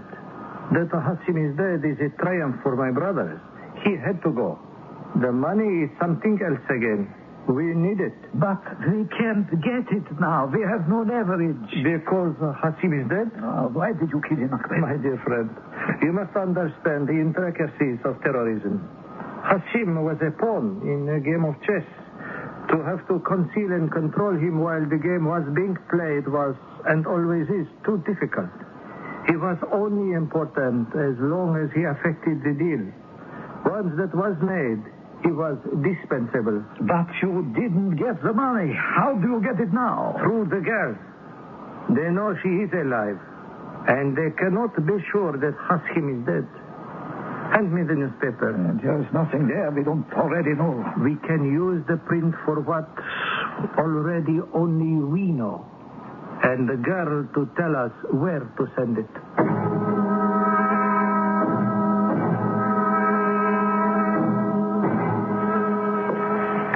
Just came in the mail for you, Ed. What is it? Oh, you better see for yourself. I got a notion it isn't personal. You want to read it to me? To whom it may concern. We have Ambassador Hassim in our power. The ransom was not paid. If it is refused us again, he will die. Also, the woman called Elizabeth Grant. Instructions will be sent through her phone how to deliver the $3 million. You will wait for them and comply, or all will be dead. A fanatic. Yeah, at this point, so am I. Try and stay cool, Ed. You're going to need it to deal with this kind of guy. How do I know that Betsy's even alive anymore? I know in my gut Hassim isn't. We don't know that for sure. I could bet my bottom dollar. It's the way they work. Well, we've got to let them give the lead. Yeah, I guess. Which still doesn't mean we can't make a few contingency plans of our own. Yeah, but nothing that would put Betsy's life on the line. Don't worry, she comes first. Well, second. What do you mean, second? First, we got to know what this Ahmed has in mind.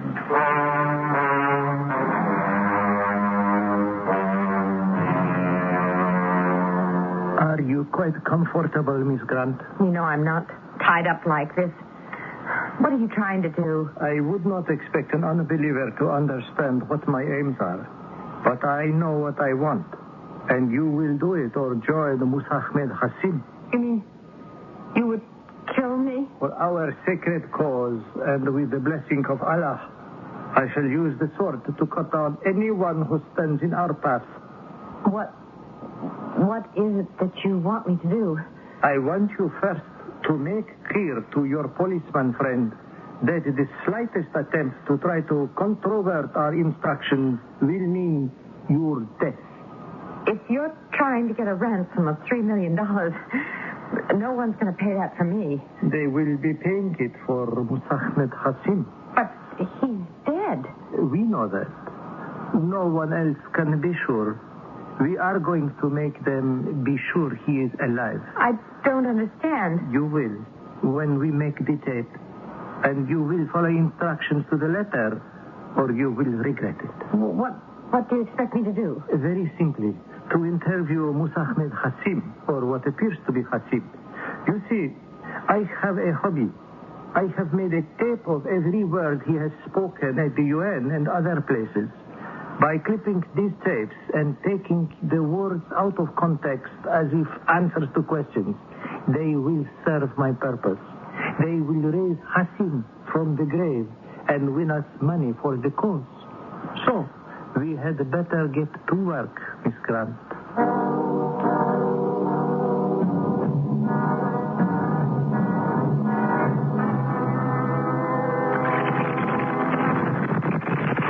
That's far enough, Ed. Now, play it forward again. Surely they want to be sure you're alive, Ambassador Hassim. That I live must be obvious in spite of all the trials and tribulations in between. Have you been mistreated in any way? On the whole, I think giving the wide gulf between opinions reasonably fairly. But you wish to be free. I beg, I implore my countrymen to rise to my aid. Ed, you've heard Ambassador Hassim. I'm sure you can tell by his speech how alive he is. And I'm begging you for my life, too. I hope you can persuade the West Arabians to still pay the ransom for our exchange. Remember, when we were kids and you were always king of the hill? Well, never mind that. 1940, what was it? 6, I guess. It's so long ago. I hope you don't forget. Please, Ed, please get us out of this. The odds are 100 to 1 against us if you don't. The men who hold us mean business. Please, contact the West Arabians. Let them hear this tape and wait for the instructions. Cut it off. Well, what do you think? I think we contact the Arabs and go sit in Betsy's apartment with or without them for instructions.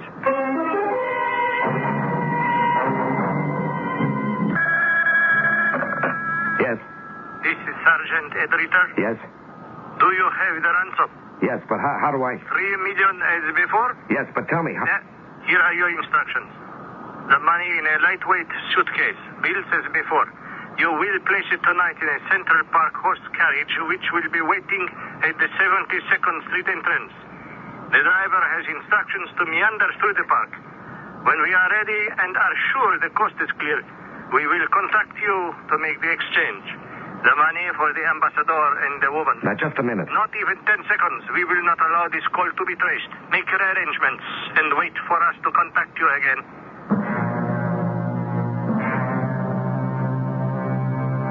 What do we do now? Sit and wait again. For what? For the switch, a new drop. Oh, it'll be here any moment. What do you mean? Oh, face it, Ed. We have limited facilities, but we know the opposition always pulls a switch. But we got them tabbed now. Oh, have we? What? You want Ambassador Hassim and the woman? Deliver the money as I tell you and we free them. In the Bronx, there is a Milk Strong sign, and below it an abandoned factory. Drop the money by the sign that says, milk is for love and wholesomeness. When you do, Hassim and the woman will be set free.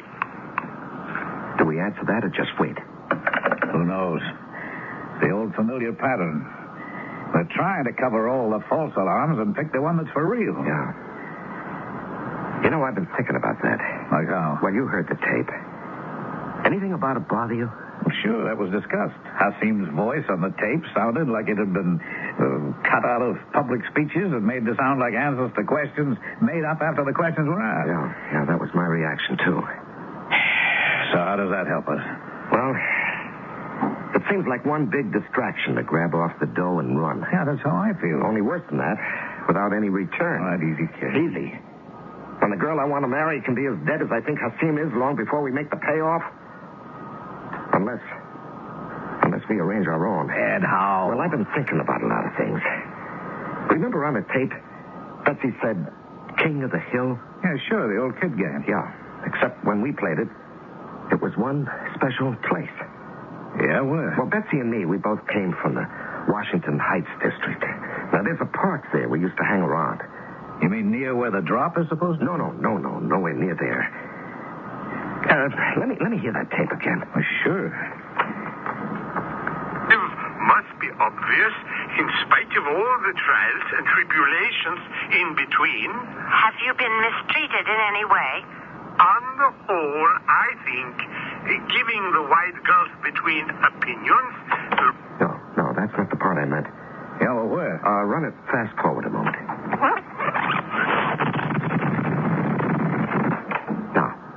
Remember when we were kids and you were always king of the hill? Well, never mind that. 1940, what was it? 6, I guess. It's so long ago. I hope you don't forget. Please, Ed, please get us out of this. You know, that's been bothering me ever since I first heard it. She gave us a tip-off. What do you mean? King of the Hill. King of the Hill. That could only mean Fort Washington Avenue. And that malarkey about 46? Stop and think. 46. It's 32 years ago. Betsy wasn't even born then. No, she slipped a fast one by the guys who were holding her. Why? Well, it's got to be a key for us. What kind of key, Ed? All right, let me see now. 1946, Fort Washington Avenue. King of the Hill. Sure, the park, right opposite where we lived. The end of Fort Washington, the big apartment. That was the number. 1946. Jerry, that's where they're holding her. That's what she was trying to tell us. You really think she sneaked that by them? Yeah, sure. Hey, wait a minute. She did even more. Jerry, let me hear that tape again, huh? Yeah, sure. Let it run from where you cut it off. Sure. Please, Ed, please get us out of this. The odds are 100 to 1 against us if you don't. The men who hold us mean business. All right, cut it. Please. That's it. That's the final clue. 100 to 1. Apartment 101.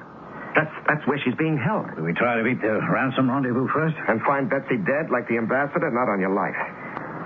Now, we take a chance. I figured it right. Hit the hideout before they can escape or hurt her.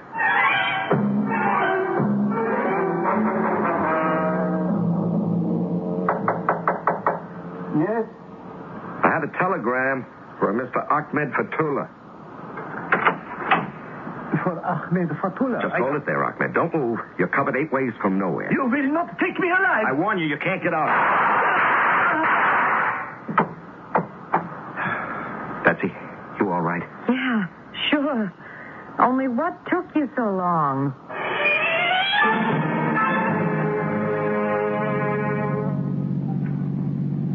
Hey, where are you going, Ed? This isn't the way home. That's right. The Lincoln Tunnel leads straight out of New York. That's right. Well, where are we heading? Anywhere will do. Elkton, Maryland, if there's nowhere closer, just so long as when we get back, we're married. But we haven't told our families. Well, they're just going to have to catch up. It's kind of a rush. Not after that last 24 hours. It's time, wouldn't you say, Betsy, that you had a permanent bodyguard?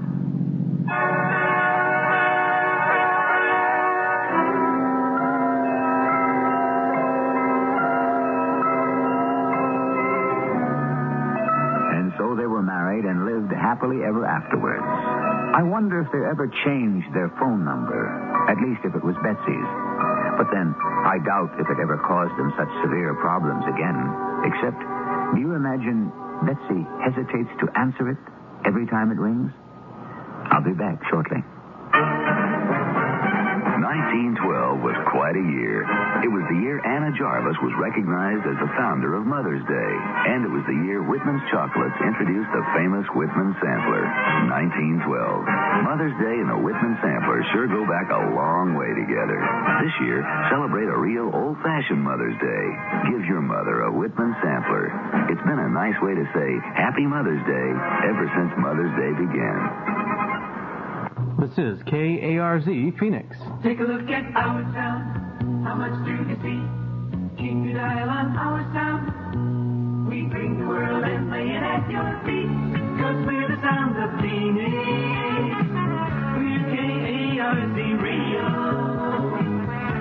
And anywhere a story breaks, we'll be there for you. We're free 96 KARZ. Hearing people, reaching out, finding the things you want to know.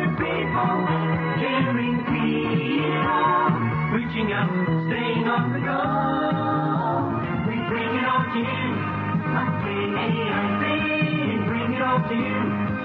C96 KARZ. At the store, they told me there's a powerful anti-itch drug I can buy without a doctor's prescription. Now I use Bicozine cream as directed. No more burning, embarrassing itching. No more scratching. Bicozine actually speeds healing. Bicozine cream. What a relief. Time to change your laxatives. X-Lax pills gently stimulate your system's own natural rhythm, and that makes all the difference. X-Lax pills, for occasional use only as directed.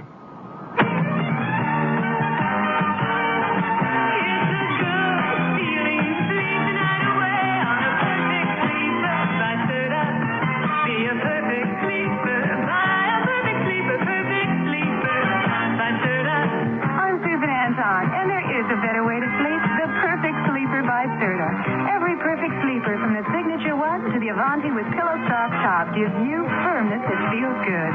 Firm, deep support for your back and luxurious comfort on top for you. See your Serta dealer soon. It's a good feeling to sleep the night away on a perfect sleeper by Serta. Be a perfect sleeper. Buy a perfect sleeper. Perfect sleeper by Serta. It's a good feeling to sleep the night away on a perfect sleeper by Serta. Be a perfect sleeper.